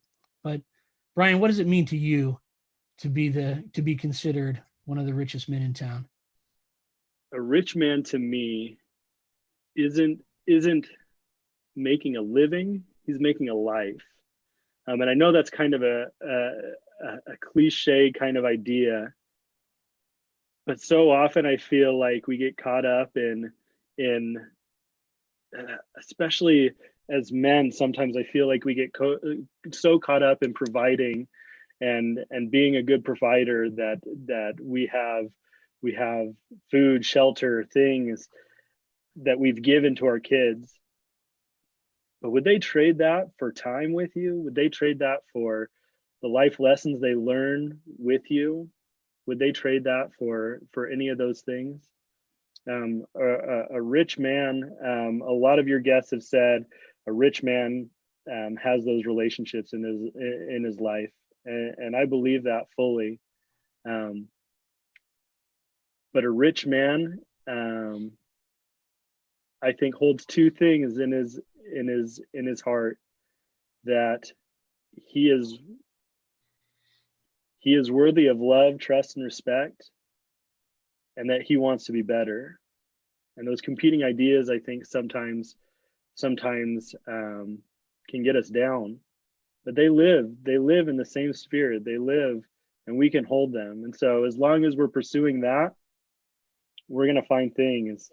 We're going to find things that bring us that peace, that bring us that motivation, that brings us eventually to Jesus Christ. One of my favorite scriptures is come unto Christ and be perfected in him. That's what it is.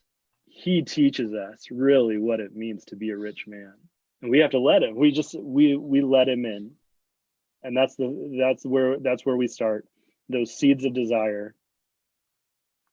I love that answer, Brian. And in 2 hours of time, and it didn't even take that long, but I can tell you that you've earned my love, trust, and respect tonight, and grateful for you, man. It's been a blast. It's been fun, and lessons have been taught tonight, and I've learned some things, and I just appreciate you being here. I appreciate you being who you are, and keep on keeping on, man. It was amazing. Yeah, and Brian, I want to say thank you for hitting the blender on a few thoughts of mine, right? I think that anytime we get 2 hours to hang out and exchange ideas, I just love what that does to my thinking. I love what it does to my heart.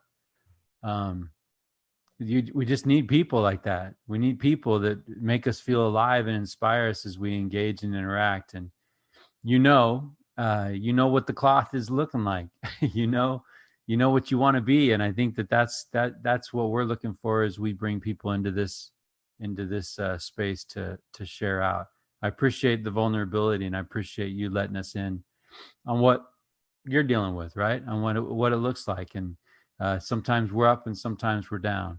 And on a personal level, brother, thank you for every prayer, every lesson, every testimony that you've given with my kids listening, because that effort's not wasted, right? It all adds up, and drip by drip by drip, they want to be like Jesus Christ because of parents, because of teachers, because of hard times, because of good times. And in the end, that is the perfect example. That is the incomparable example of a rich man. And I loved your answer, and I loved the time that we had tonight. So thank you, Brian Grow. Good luck with your brackets. Thank you.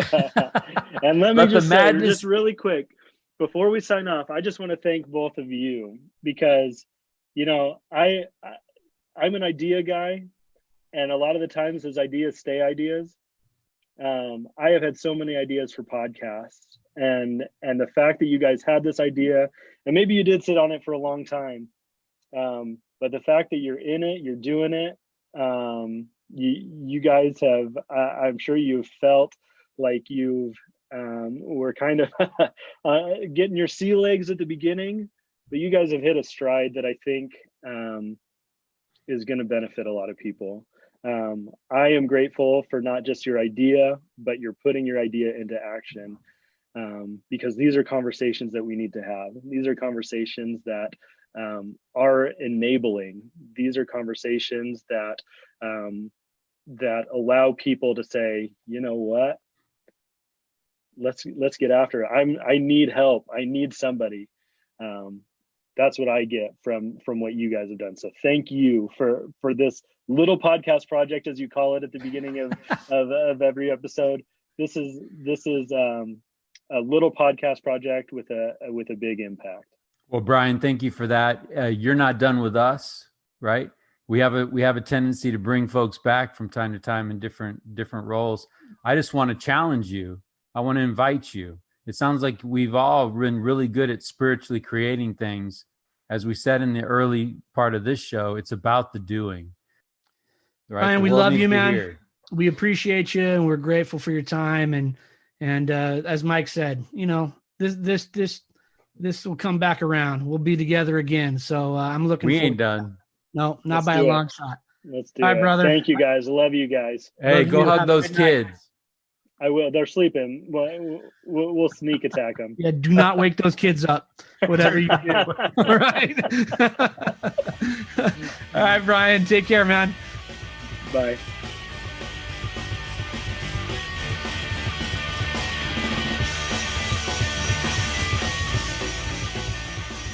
Good idea, Ernie. A toast to my big brother George, the richest man in town.